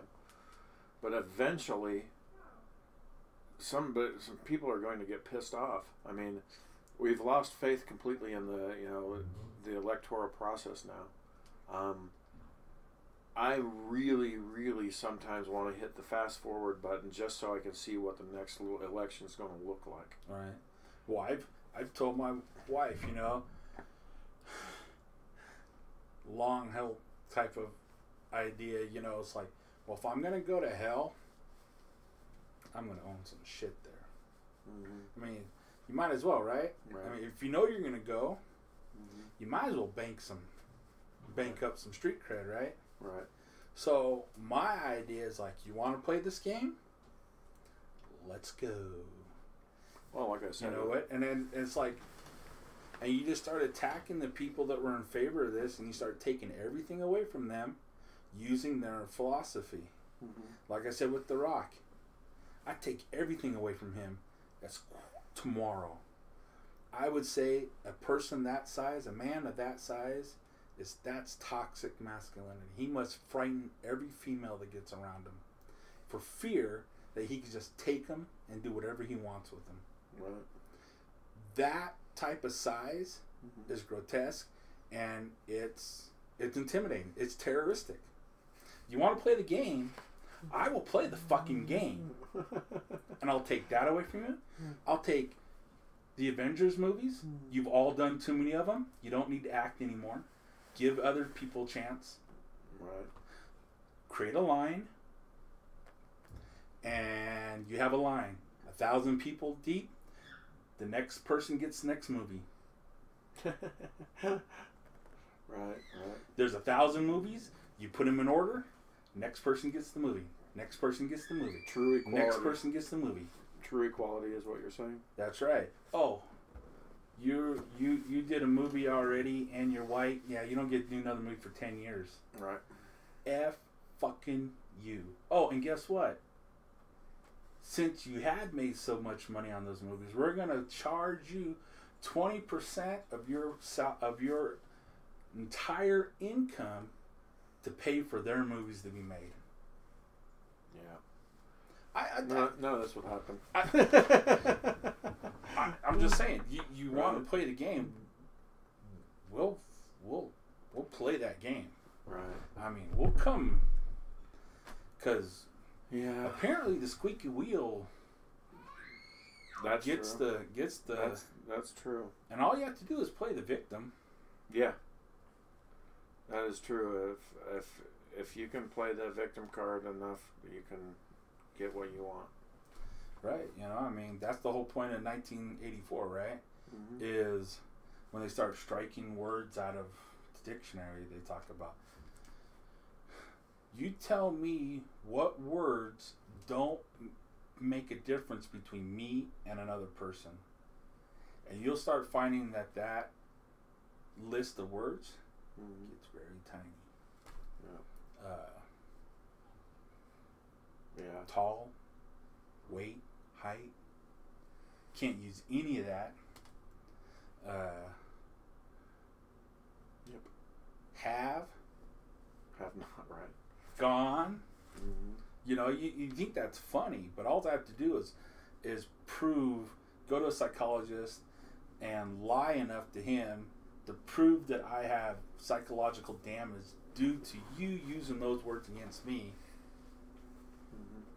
and will strike it. You know, I mean... Well, you know, talking about... doom and gloom. The thing is you know, so Biden's going to get into office here, and I wonder if he will be stupid enough to pull the trigger on trying to use executive power to control guns.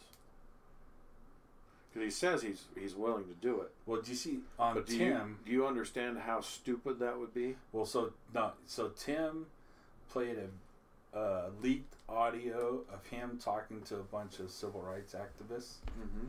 That was supposed to have been a private conversation, right? Where they're saying, "Are you going to do the gun? Are you going to do the gun control? Are you going to do the cop stuff? Are you going to do all this stuff as soon as you get in the office?" And he's like, "Look, we're going to do the police stuff. The Second Amendment stuff. I can't do and it's fascinating because I told my wife it might be the first time I ever heard him sound presidential, and it was horrifying to admit it. But he's like, I can't do that. That is not the president's. He can't just ban that stuff.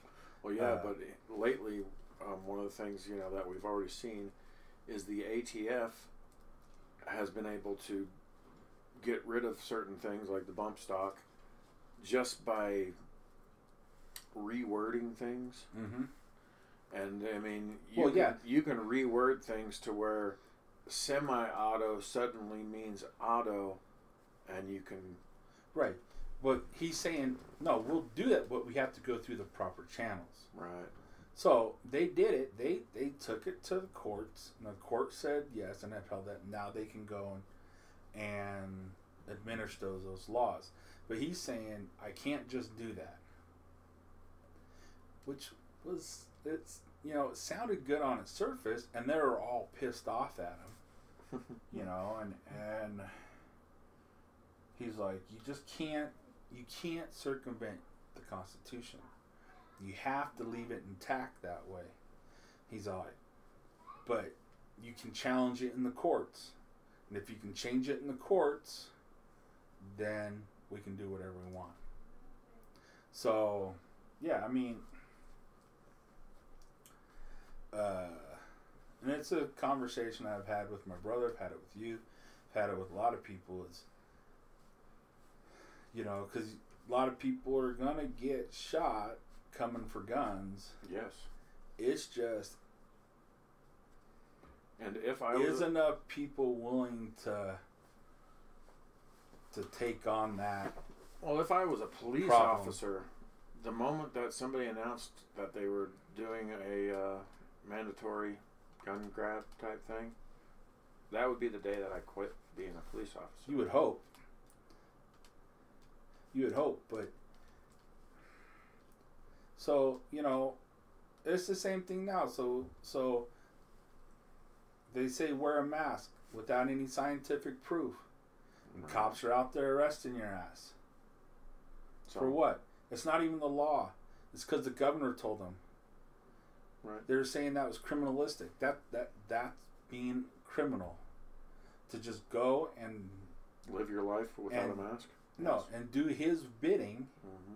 Just because he told you're now his crony. So if they're willing to just do something as simple as that, all they have to do is frame you as a whacked out terrorist, right? And they're going to come get your gun. Yep. And you hope and pray you think that they would, but people got to keep a job, and the ones that quit can just be hired, can just mean just hiring on people that will do it. There's plenty of people who'll do it for the money. And there's plenty of people frothing at the mouth, can't wait to get to do it, because they hope they get to kill some Trumpers. You saw that Michigan. There's definitely people that. Did you see that Michigan lady? That Michigan representative? Oh yeah. I couldn't believe the hate that came out of her mouth. Yep. And the only thing when something like that would work would be enough people banding together and saying, we're going to go live over here. Mm-hmm. And doing the Atlas Shrugged thing. Don't come. Well, yeah, you know what I mean? It's like, but then again, you know, like I said, so Texas decides to go, but nobody goes with Texas. Now you got Texas trying to hold off the American military because the military says, we want all that oil, we want the cattle, right. We want your resources. And then they got to fight internally with all the crazy whacked out Californians and liberals that went there. They got to fight internally of them and on the outside. It doesn't. The only way it goes is if enough people ban. Like you'd have to have the whole 20 states that sign the thing and go on those 20. But even still, have you seen how that breaks up the country? Yeah, it's potholed. It's ridiculous. Your borders are so whacked out that even that's crazy. It's well, I mean, that's if you believe that map to be true. That's true. Well, I mean, you know, a lot of people said let's just do it by counties. Let's do it who voted and who didn't. And then, you know, that shrinks to just the cities pretty much. Because I still believe. Now, this is just a belief. I could be wrong. I could be 100% wrong. But I am of the belief that most people in America lean conservative. Believe me, so. I've met a lot of chunks of people that don't. I've met solid socialists out there. And I've actually met a bunch of communists out there that have tried to preach to me about that communism hasn't been tried yet, et cetera, et cetera. It's like, yeah, it has. But yeah. Not in its purest form. Because I'm smarter than all of those people put together. Mm-hmm. That's the fallacy of communism. Well, I just can't believe that. Well, it's like I'm going to interrupt. But on Tim's show, he's got that idiot Ian. Right. I love how they sit and complain about all these liberal policies that are screwing everything up, and their way of fixing it is more liberal policies. Right. Well, you know, we're having all these problems of oversights and too much taxes and all this stuff and regulations and we need to regulate it more and maybe have some more oversight on the dumbassery that comes out of his brain, and he's so fixated on the Federal Reserve and getting rid of the Federal Reserve, and it's like, okay, get rid of the Federal Reserve, and then who controls the money? Pelosi. Do you want Pelosi and AOC controlling the money? Right. I mean, yes, the Federal Reserve is horrible because they are driving it for their own interests, but just think about what that means. They're driving it for their own interest, and their interest is to make money. And if the country's not making money, they're not making money. Yeah. It's like those in the movies when the cops come to the gangster and it's like, how come you killed this guy? Why would I kill him? He owes me money. I want my money. Why would I kill him? To send a message. Send a message to who? Right. What, to the other guys that loan less money? No. I want my money. You know, and that Bernanke sat in front of back in 2008 and told Congress the Federal Reserve has never lost money on a loan. That's true. So, now, is that good for us? No. Now, we could do some stuff to curb their appetites, but, you know, I mean, the best way to curb their appetite is more of a free market, is through competition. Yeah. I mean, but yeah. Having everything boiled down to Amazon is not the way to go. You need more local things. You need local banks. You need local grocery stores. You need local law firms. You need everything. Mm-hmm. Is what drives your economy. Mm-hmm. But so many people just want to go the national route. So do you think any state would actually have the balls to secede? Texas. I think they'd have the balls to try it. The problem is they've let too many liberals into their state right now. Oh, yeah. Houston and Austin are very liberal. Right. So is Dallas. Now, the difference with Texas, got a bunch of crazy rednecks that just might get in a bunch of trucks and go out there and clear out the state. Right? Right? Mm-hmm. I mean, yeah. Be careful of destroying Christianity. Be careful of destroying Islam. Of these societies that say there's punishment for murder. Because if there's no punishment for murder other than you're going to jail for a little time here, you're in trouble. But to mark it on somebody's soul everlasting, you know, because there's always that, well, what if? Right? What if? And a lot of people follow that. And boy, I don't know. You let them go, and I think they'll go do some stuff. I don't know. I mean, I've watched, people debate about, whether religion is whether religion is the moral authority, or if it's just, people's group think that is the moral authority. Well, I know, but the moral authority just says you do it wrong, you go to jail. Right. No, this has lasting. Right. Fine. Put me in jail for 10 years. I don't care. Right. I still got rid of your ass, your ass, your ass, and your ass. Right. Right? Who cares? You're dead, I'm alive. Right.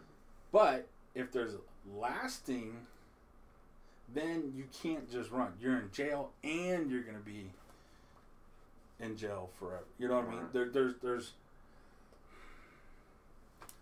it's supposed to have more of a lasting. Otherwise, I still say you can argue that is murder morally wrong? I mean, yes. And no. Yes and no, right? It because, all depends. I mean, there's always the, self-defense type thing, somebody's breaking into your house type thing. Right. They're going to be just as dead as if you killed them for no reason. So, yeah, I don't know.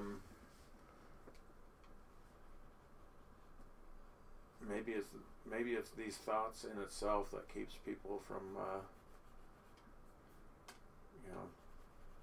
becoming psychotic killers. Because if you think about it, the definition of psychosis, or what was that? Madness.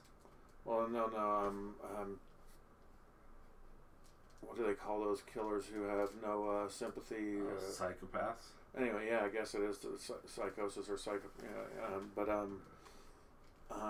sociopaths. Sociopaths.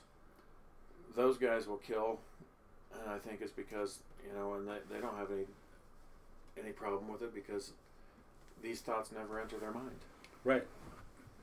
There is no moral in their belief that hinders them from the idea of it. Right. And they would not begrudge you for shooting them to a point, you know what I mean? But, all right, so, yeah, so what do you do with that group of society? Sociopaths? Yeah. I get rid of them.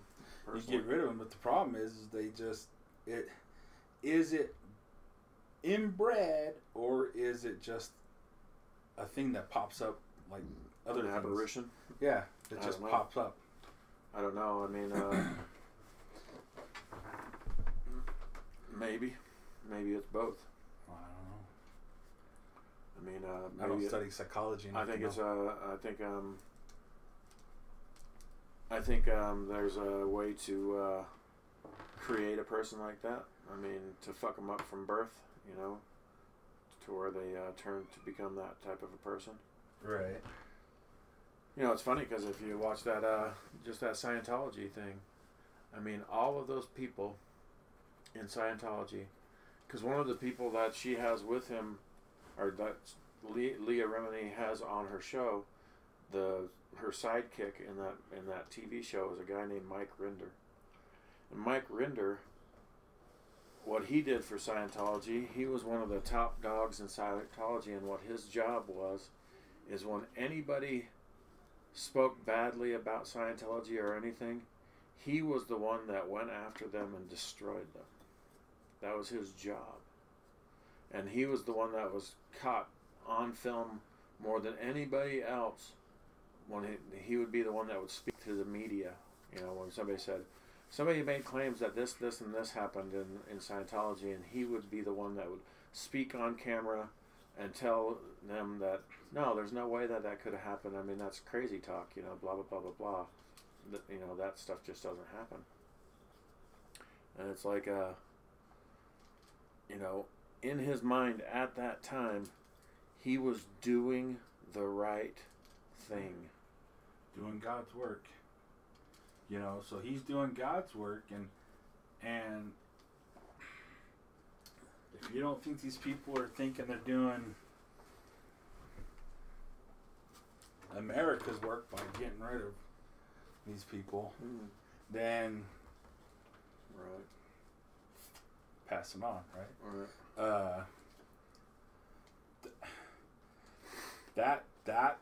That's where we've gotten to, right? Yeah, I mean, because I just can't say anything wrong about it, right? Right. Because they've made it into a religion to a degree. Well, I mean, they seem to be following the same structure, are trying to follow the same structure as the whole, you know, Scientology thing. You know, if you speak out against the church, suddenly you're shunned. Right. If you do anything against the government, you're suddenly, you know, shunned, or even worse, jailed. Right. You know, and you know. Well, it's not so much the government. And these social media platforms are the same. Right. The party, right? Mm-hmm. Right.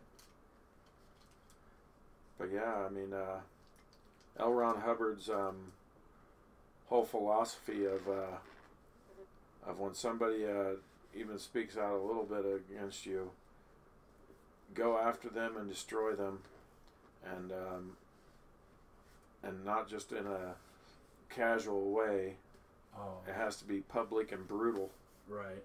I mean, that was all L. Ron Hubbard's, you know, thoughts on this stuff, and you know, he does, and they do. Uh-huh. I mean, one of the things that I think would be so entertaining to me is I want to, and I guess, I don't know if you have to be a member or what, but there's a Scientology magazine, can't remember what it's called, Free Thought or something like that. And it's, you know, it's all Scientology based articles written by Scientologists for Scientologists. And I would love to get a bunch of those just so I could read them. You know, because, you know, it's funny, the first time I heard an interview with Tom Cruise, when they were talking about Brooke Shields, I believe it was Brooke Shields, they were talking about Brooke Shields and how she was now on antidepressants and stuff. I can't remember what talk show he was on, and he said to them, "Well, you know, I'm kind of disappointed in the whole Brooke Shields being on, you know, antidepressants and stuff, because psychology and psychiatry are pseudosciences." And at the time, I thought he was just expressing his own belief or thought about psychiatry and antidepressants. But no, he was going off exactly what Scientology talks about. They hate psychology and they hate psychiatry, and the reason why is because a long time ago, when L. Ron Hubbard first wrote Dianetics and it was selling like hotcakes, he went to the psychiatry and he went to the psychology and he told them that Dianetics can do everything psychiatry can do, and he wanted Psychology magazine and psychiatry type things to endorse him as the new coming thing. And they said, "You're a quack. None of this stuff works, and there's no way you can prove that it does." Right. And so from that point on, L. Ron Hubbard considered them as the enemy. And so they've been attacking them ever since.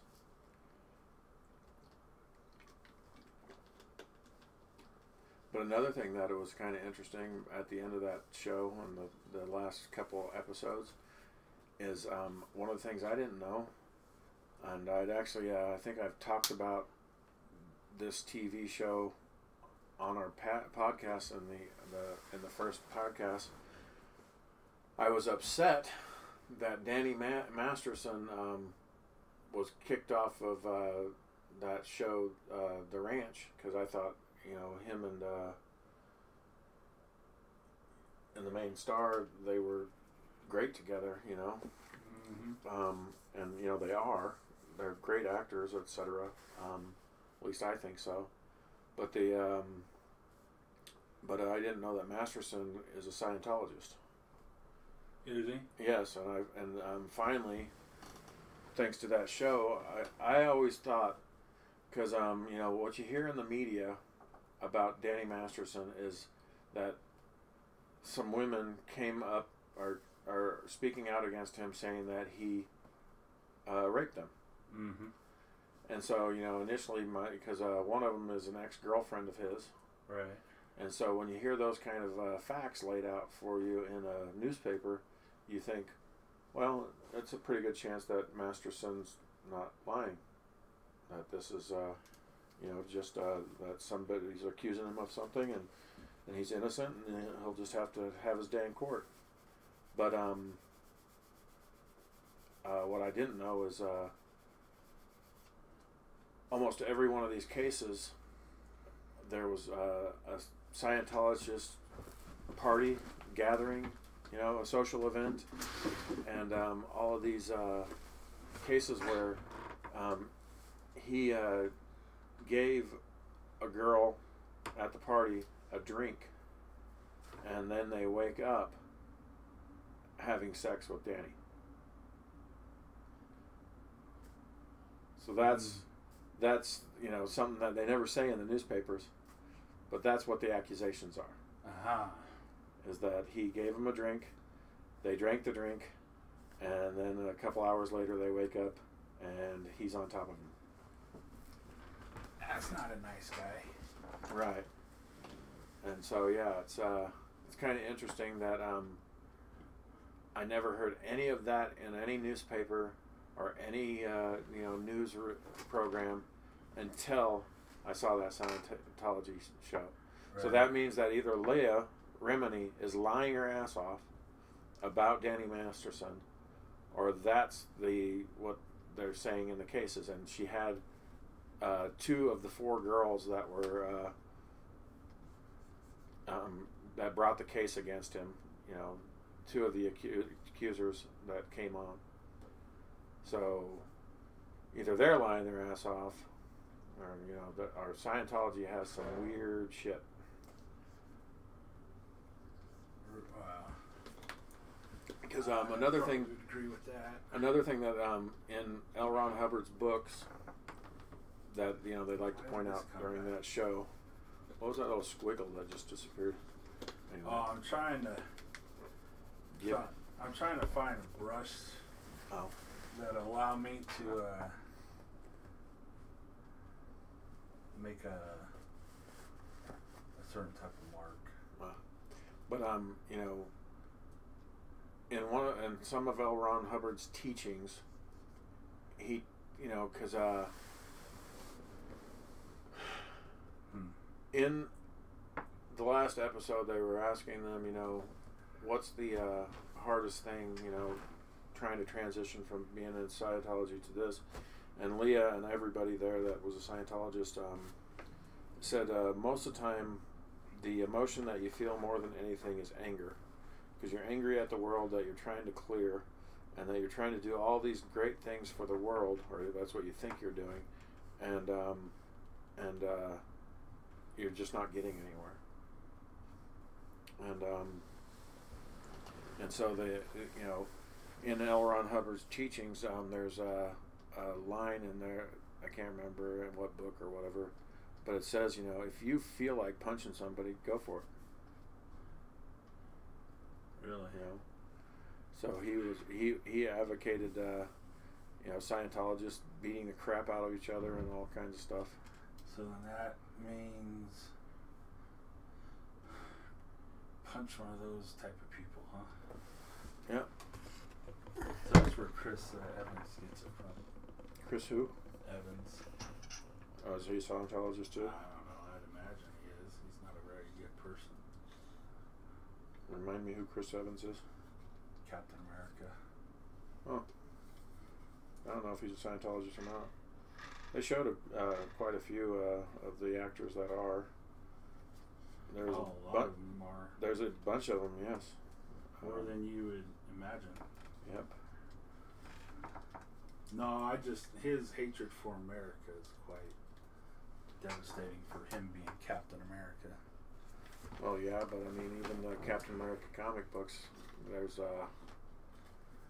quite a few of those that are written from a anti-American point of view. Oh yeah, now, well, did you see what they did to Chris Pratt's character? Now in the comics, is Star-Lord. Yeah. They made him now bisexual and polyamorous. Oh shit. I know I'm supposed to be shocked by that, but I'm not. You think that was a direct response to his saying that he's Christian and well, I don't know. It's okay to be Christian, and then him not officially endorsing Biden and getting in trouble for that? I don't know, but I hate the fact, and it's unfortunately a fact, that Hollywood and politics are so connected now. Man, there is no division between the two. Yeah, I got rid of Photoshop. I don't have it anymore. What were you gonna do with Photoshop? Well, they have these fancy little. I'm sure somewhere I could do it, but you could make a little brush, and I could go like this, and it would be like chainmail, and I could go chainmail, cheater, chainmail. Well, that's what this medium is supposed to allow you to do. Right. Instead of having to go in here and make little circles everywhere. Chainmail. I don't want to go in there and draw all the chainmail. Yeah. Because it would look cool if it was all like the ripple of chainmail on his outfit. Yep. I like his outfit. I think he's kind of cool. Yeah. And I've changed his character quite a bit. I mean, yeah. He's got a beard. Not supposed to have a beard. But I think he looks cool with a beard. He look cool with a little bit of a splash of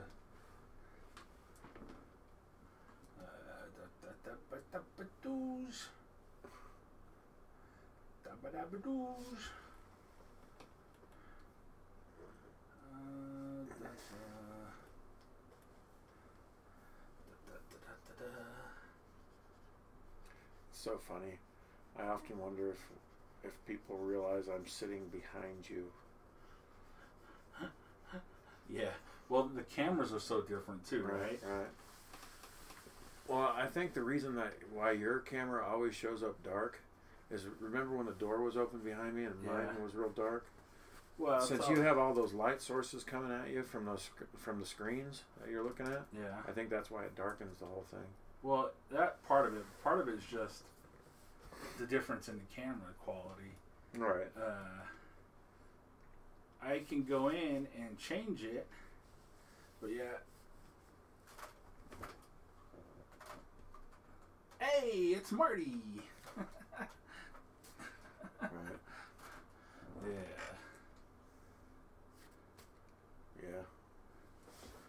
Yeah, yours is funny because when you did that, your camera was still dark.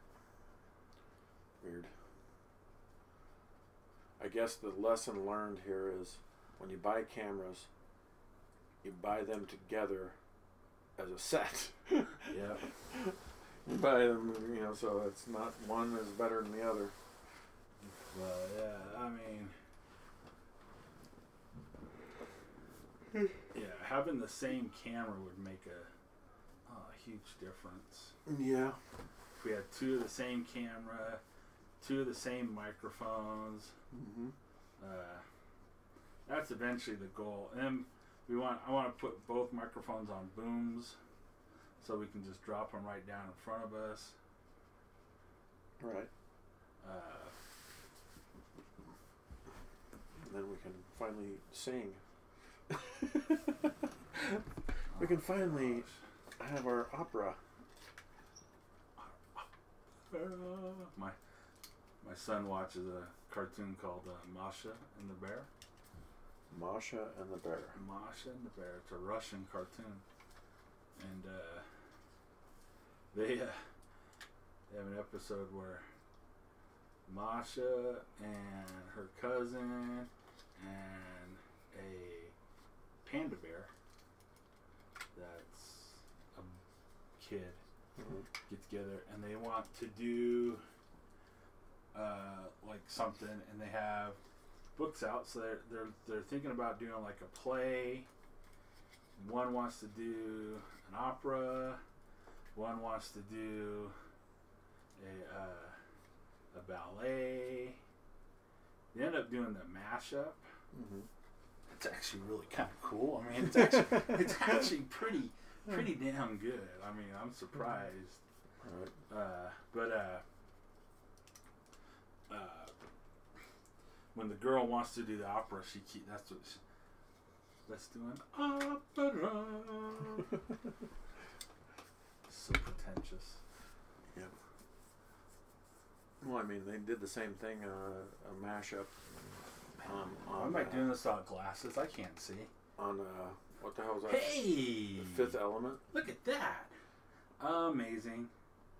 I can see what I'm doing. Yeah. Oh, Fifth Element. You old I love man. that movie. I thought it was really, really well done. Yeah. That's one of my favorites. There's so many things in that movie that I just love. I love the whole. When are you going to be here? So. Well, what's funny is if you think about it, the most bland character in the entire movie is Bruce Willis. I mean, compared to all the other colorful characters, his was pretty bland. Right. I mean, he did have that one line in there that was funny when they said, "Identify yourself," and he's like, "I am a meat popsicle." That was his best line in the entire movie. I mean, besides "Big Bada Boom." Big Bada Boom. Yeah, that's probably the weakest part for me. Just because it's like, of course, that's what he would say. Big Bada. Yeah. I got it. Boom. Yeah. Big Bada Boom. That's so Willis at the time with his band.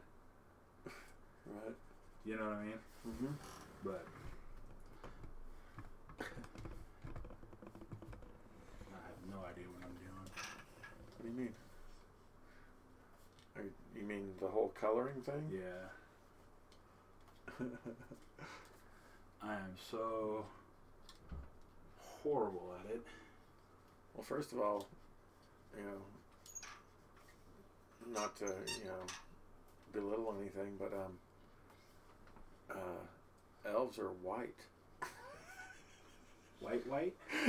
Porcelain white is porcelain white. Description that is often given in the book. Well, not now. This is our Jamaican elf. Yes. I could turn them porcelain white.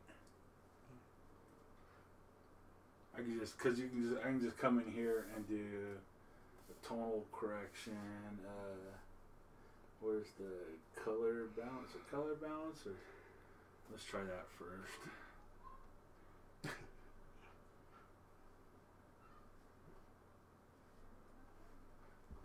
I don't know what I'm doing with that.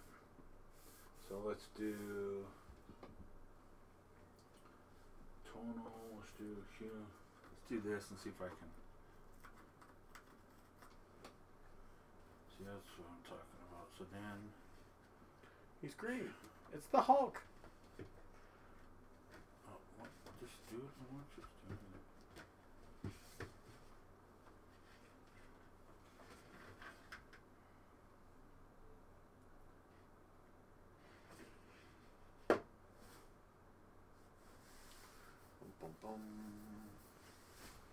And then, because they'll always just soak up color. They don't. You can't have them just white. Right.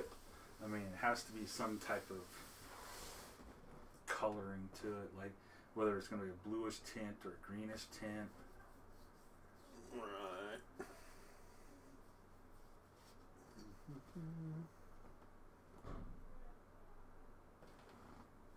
So how much time did we kill?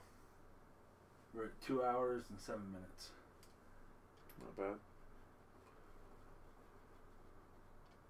Going off.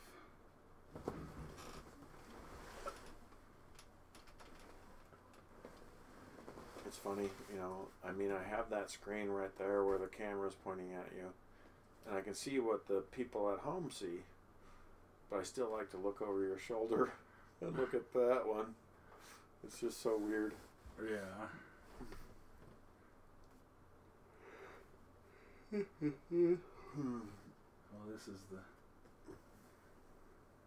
This one just looks better.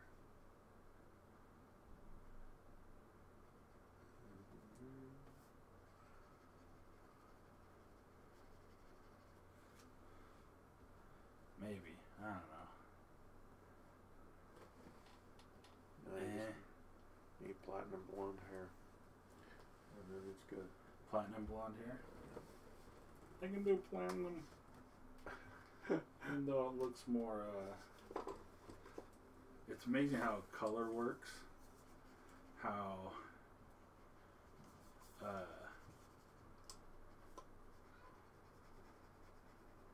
you just automatically expect this to blow it out and be platinum, but you don't go as bright, and the colors actually bounce off each other and help create that for you. Mm-hmm.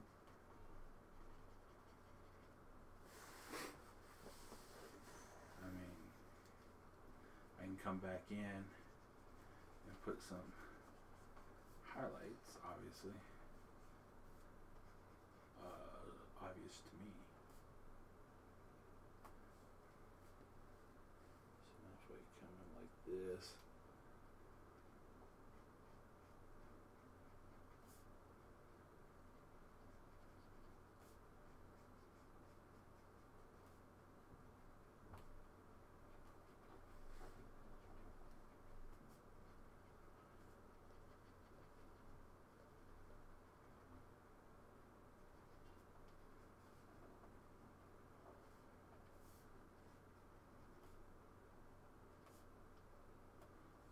I'd probably even make his eyebrows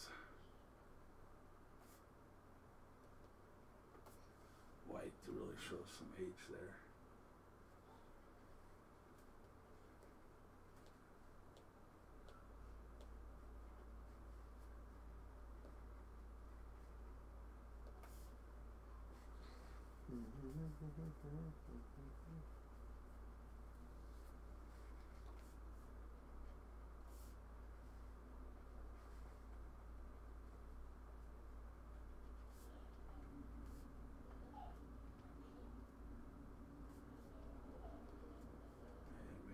Just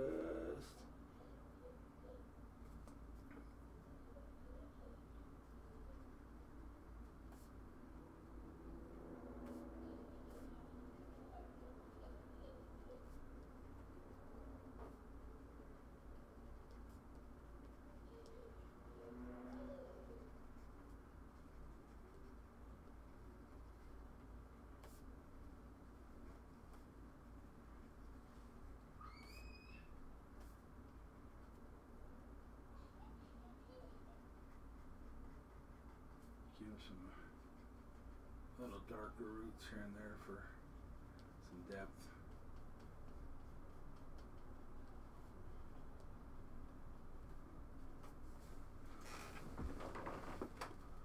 Yay.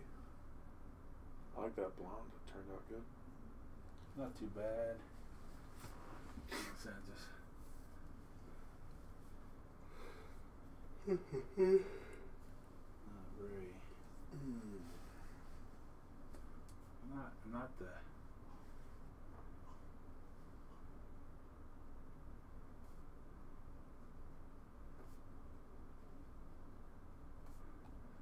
Color theory is not very good.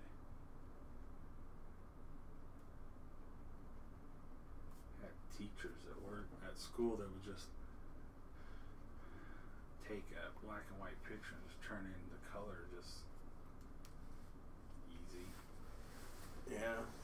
It's like, what the heck? How did you do that? What? Right. I like.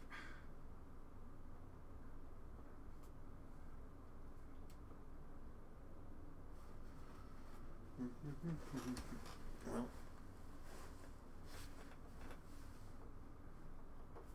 have we run out of subjects? Maybe. You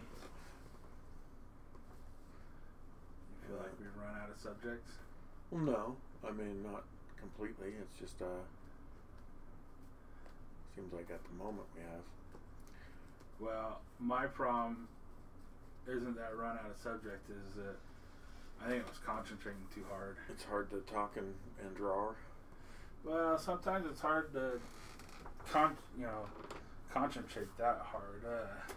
I studied with this guy named Bill Whitaker for a while, and Bill said drawing and painting, he said doing it is like doing rocket science. And he's like, you don't think about it because your brain you just do it. So think about what you're doing. He's like, your eye is seeing a line in distance. Now think of what the math must be like to do the mathematics to show that what that line mathematically must be. That's a pretty huge equation. Mm-hmm. Now take that and convert it into an electrical signal. Now send that from your eye through the brain down to your hand and re-encode it in a way that your hand can now reproduce it. Right. Like the amount of math that your brain is doing on it, just bam, bam, bam, bam, bam, and you just sit back and just, it's kind of, it's kind of the way athletes throw so well or can shoot baskets, but their brain is doing those computations so fast. Right. And it looks like, it's just, it's a skill. It's the way their brains see things, True.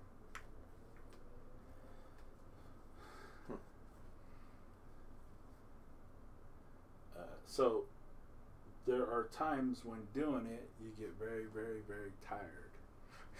In fact, a lot of artists, they talk about the idea that, especially concept artists, there's so much brain power going into the conception of an idea that they they only plan 2 or 3 hours of hard work. Well, have you ever? I mean, I don't know if anybody else has ever felt this or had this. But have you ever concentrated on something so hard that you start sweating? Yeah, I'm sweating right now, and the window's open. Right. But yeah. Yeah, I mean, it is weird how the brain must be a huge muscle, because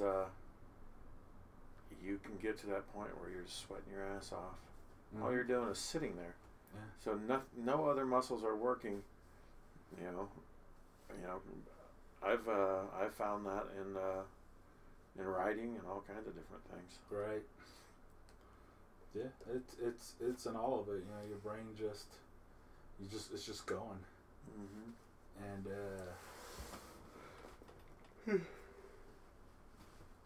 it's fascinating because I feel bad at times. I'm sitting here drawing, and I just get sucked into the drawing, and I'm focusing hard on what I'm doing. I look over. I remember, there's the chat, and I look over, and somebody says hi. Right. And oh crap! And then I say hi, but they're gone. Did we have somebody that came on? No, that was me. Oh. I'm telling everybody welcome. Please say hi. Oh, okay. Say hi if you're on. I feel like it's an icebreaker. Right. I'd be streaming before, and I could look up and see 4 or 5 people on the stream because it shows the viewers up there. Mm-hmm. And I'd say, hi, introduce yourself, and then 0 viewers. As soon as I said hi, everybody, right. It's us. Run. So I had one night where I was drawn, and I had drawn for like 6 hours straight. And my butt was killing me. My neck was killing me. I was so tired. And I was just getting ready to stop, and somebody said hi. And I spent another 2.5 hours drawing and talking with that person. Yep. It's like, it just totally reinvigorated my drawing, and I was able to keep going, and it's so nice to have that interaction. In fact, you talk about the idea of it may happen, getting somebody to help, with the coloring and stuff like that. And I'd love to be able to sit here on stream, and they're streaming on their channel, I'm streaming on mine, but we're talking or something, That'd be neat. Type of thing. I agree. And then it would help both of our channels, because we could just carry on a conversation about stuff, and then people would hopefully feel like they could join in and ask questions or chit chat about the same thing, talk about the last episode of The Mandalorian and how good that was. What's funny is I've noticed a whole lot of Mandalorian toys, and I even saw a Mandalorian the little baby Yoda piggy bank. It's amazing how much stuff they have now. Oh yeah, there's talks of them totally abandoning the last trilogy, calling that almost an Elseworld thing. Right. Because it just underperformed. Right. Well, really, it did well in the theaters, but I guess the toys. You go to toy stores and there's just shelves and shelves of it. Nobody buys it. Well, I'm just wondering if it's if they just chose wrong on directors and stuff. Because that's part of it. Favreau is the one that's doing the Mandalorian TV show. Well, Favreau with Filoni. Right. And Filoni's the guy who did the Clone Wars cartoon. Right. So it's good shit. Right, and they've just given them a ton more stuff to do. Right.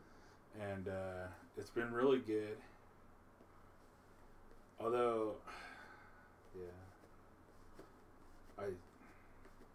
I feel for the poor actor a little bit. I mean, why? Because he never takes his helmet off.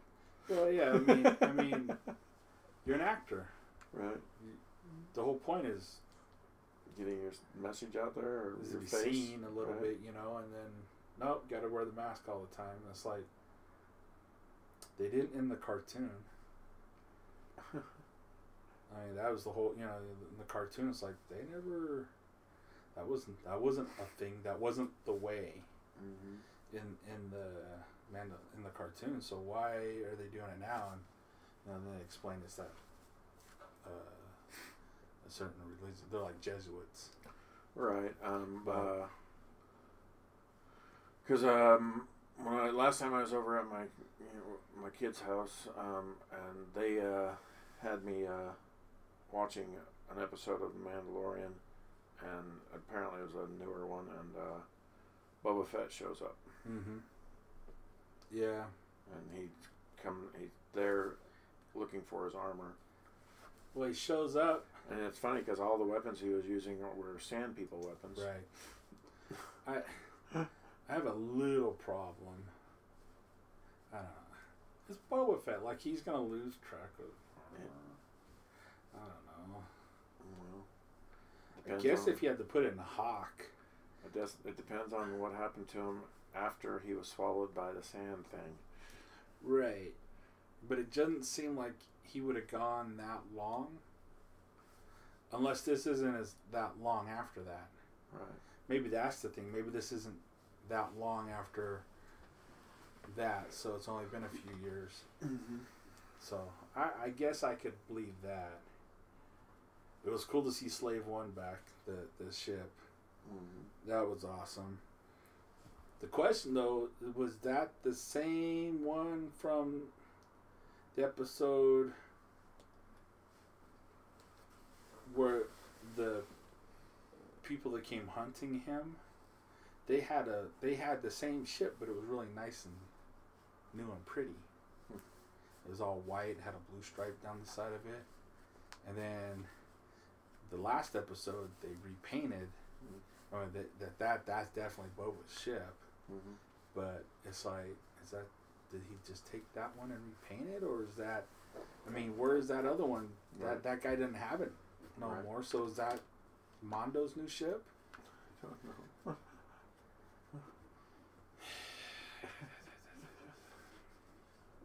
Don't know, man. I really didn't understand. Well, yeah. You're not supposed to understand. It's all supposed to become clear at the end. I'm supposed to just enjoy it. Uh-huh. I do enjoy it. It's been pretty good. I mean, compared to some of the other stuff. Like I said, not everything. The thing that the Disney sequels did well was visual. Right. They did some beautiful visual stuff. Mm-hmm. Just the storytelling was just so stupid. So out of whack.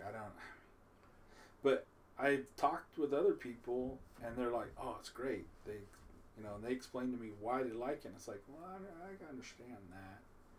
I can understand why you like it, and why a lot of people do like them.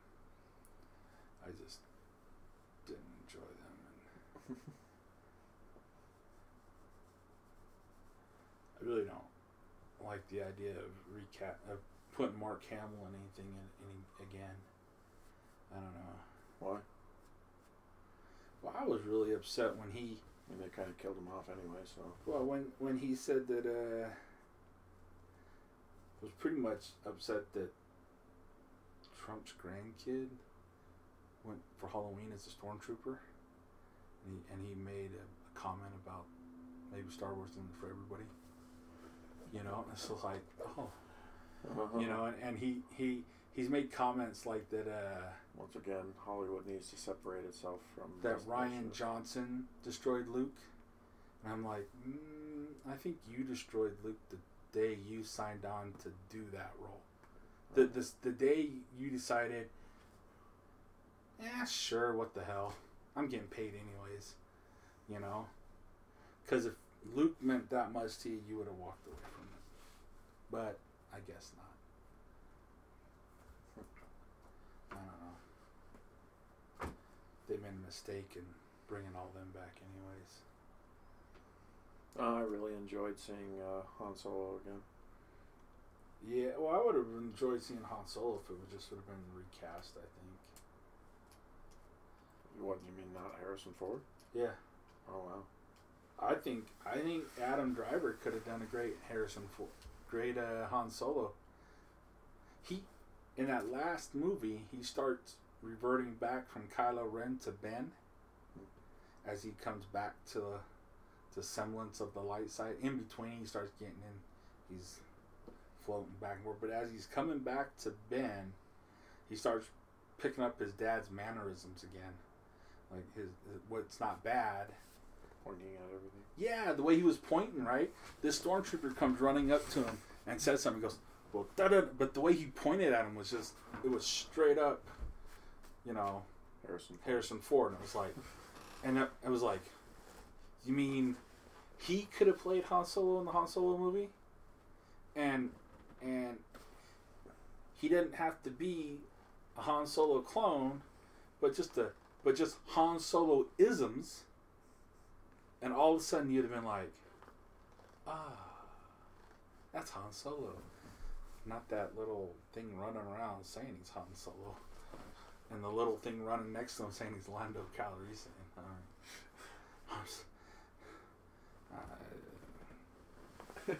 That really bugged me. They're really scoundrels. Ooh, you really think that they were going to hurt anybody? Right? You know what I mean? But when 6'2" Harrison Ford leans over 5'4" Carrie Fisher in the Millennium Falcon, and he's got her pinned in that little area, that's a scoundrel. You know what I mean? He's using his size of intimidate. That's scoundrelly. When this new Han Solo is looking at 5'4" Khaleesi in the eyes. There's no scoundrel. There's nothing there. I feel like she could take his ass and throw him over the side, and it's like, what? No, what? There's no swashbuckler there. He's supposed to be Errol Flynn. He's supposed to be. Well, Errol Flynn was tiny. Well, yeah, but he was swashbuckler, right? I mean, he jumped from here to there and did this. He's supposed to be all those guys from back in the day. I don't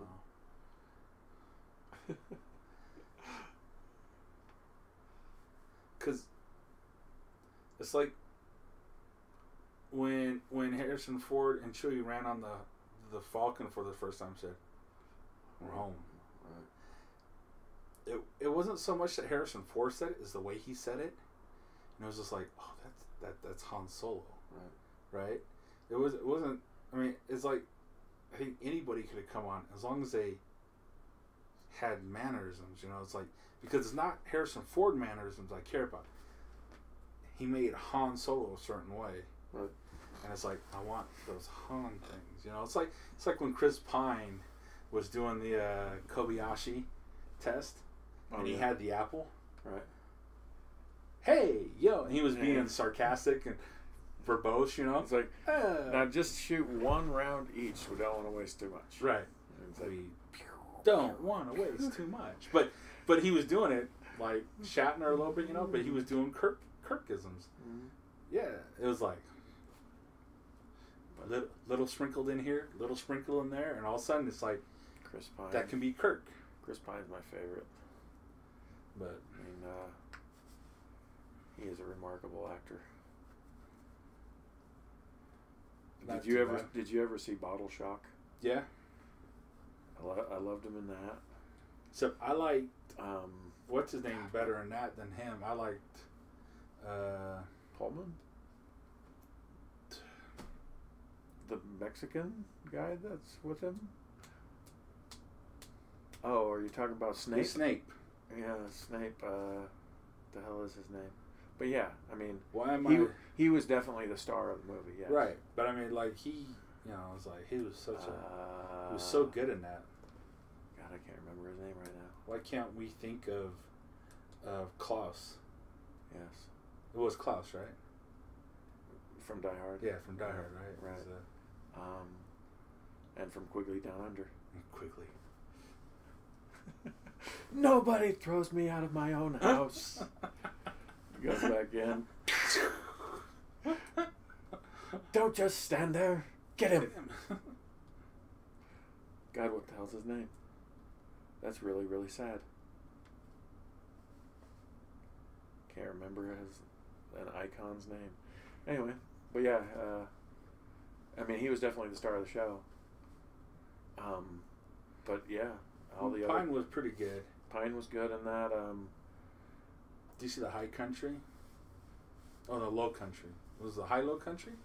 Is that the one where they're the bank robbers? Oh no, that's Hell or High Water. Hell or High Water. That's right. That's a great movie. But yeah. You know what's funny about Pine? You know who his dad is, right? Oh. So you remember Chips? Yeah. You remember the captain or lieutenant, the guy that did all the briefings at the beginning without the hair? Right. That's his dad. Really? Uh-huh. Cool. Because, yeah, I mean, it's funny because they had him in Horrible Bosses, too. Oh, gosh. And he was so freaking... Well, what's funny... All three of them were just... Well, what's funny is, you know, you have those three, and those three are just funny, and they play off each other great, and then you throw Pine in the mix, and I was initially thinking, is he going to be able to keep up? But he stole the show. He was so fucking good. All three of the bosses... Oh, yeah. Are what steal that show. You think it's the... no. I mean, Aniston. Yes. I did not see that coming. Oh, yeah, she was great. A mile away. We're talking about the first Horrible I did not. Bosses. Yeah. Even the second one, it's just like... you would think you'd get tired of it, but...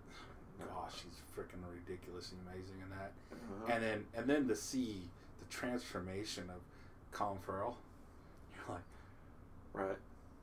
Well, Colin Farrell was great in that. I'm actually looking forward to seeing him. I was actually sad when what's his name shot him in the movie. You know, because I love it when what's his name's looking through the binoculars and he's like, God, where does he get the energy? And he's like, oh yeah.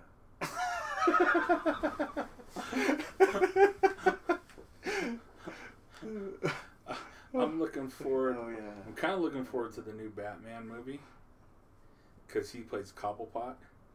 He plays the Penguin, and the transformation he did on that. Oh, that's another amazing Netflix show that's on right now. Have you seen that movie Ava? It's worth watching. It's about this woman assassin, and it has Colin Farrell's the bad guy in it, and it's really good. Because her and Colin Farrell go at it for God. It had to be a 15-minute fight scene, and it's really good, but really painful looking. Ava. It's not the girl from Prometheus, is it? I think that's her. Right. They're like in a high apartment buildings. Well, I mean, they're shooting across each other but at one point, yeah. Yeah. I've seen that's an old movie. Right, but it's really good. That was pretty good. That was actually pretty good. Yeah, that's and it had Noomi Ray Price. John Malkovich is her boss in the very beginning. Yeah, that was a pretty good movie. Mm-hmm. And actually, Malkovich and what's his name, Colin Farrell, actually get to fight a little bit in that. It's been so long. Of course, Malkovich loses, but you know, it's a really good movie. I thought. I don't know how old it is though. It's got to be. It's quite a few years old. But it's new on Netflix. We just canceled Netflix. How can you cancel Netflix? I don't watch anything on it. Last thing I watched was The Umbrella Academy. The last season. Oh, yeah, I mean... But other than that, I haven't really watched any. Nothing looks... No, it says... I just looked up Ava. And Ava is a 2020 action thriller. Then it must not be the one I was thinking. Well, let me show you. Oh, I hate my phone.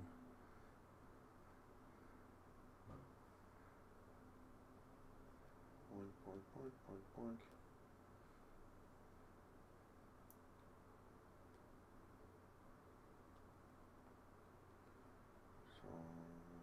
pictures.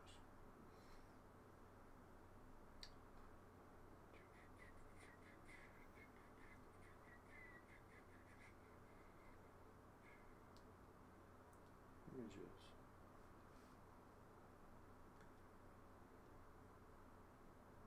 So here's some. Oops. Here's like the poster and stuff. Oh, that's not the movie then. This has John Malkovich in it. She's a hit woman, and yeah, Colin Farrell is actually John Malkovich's boss. And, just like the story is something you've seen before. I mean, it seems like any of these assassin movies, it's usually the person that's paying you that's the actual enemy. And that's what it ends up being, is Colin Farrell decides to cancel her type thing. Huh. But it's good. It's good. Yeah, it's good.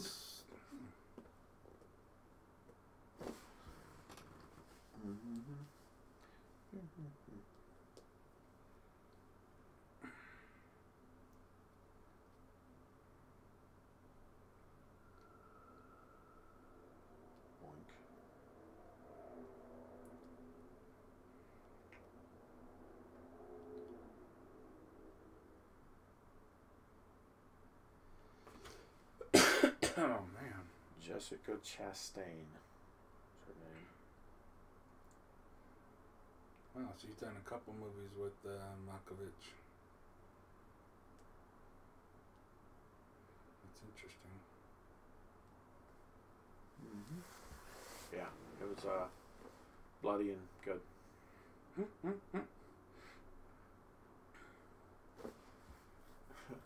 Oh, Dead Man Down.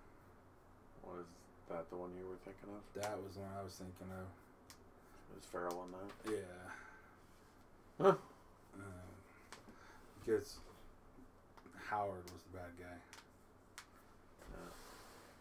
So yeah, I remember that one. That was 2013. That's why I thought it was like older. But it's funny because it's on Netflix right now and it's free. I mean, you have to pay the Netflix fee. But it also is on Amazon Prime, but you have to rent it. Right.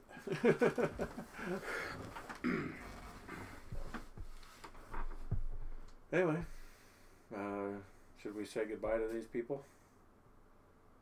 Have we solved everything? Have we solved the world's dilemmas?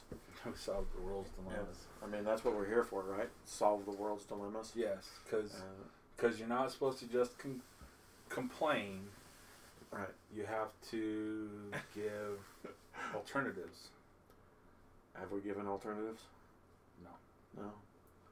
But next time. Next time, alternatives.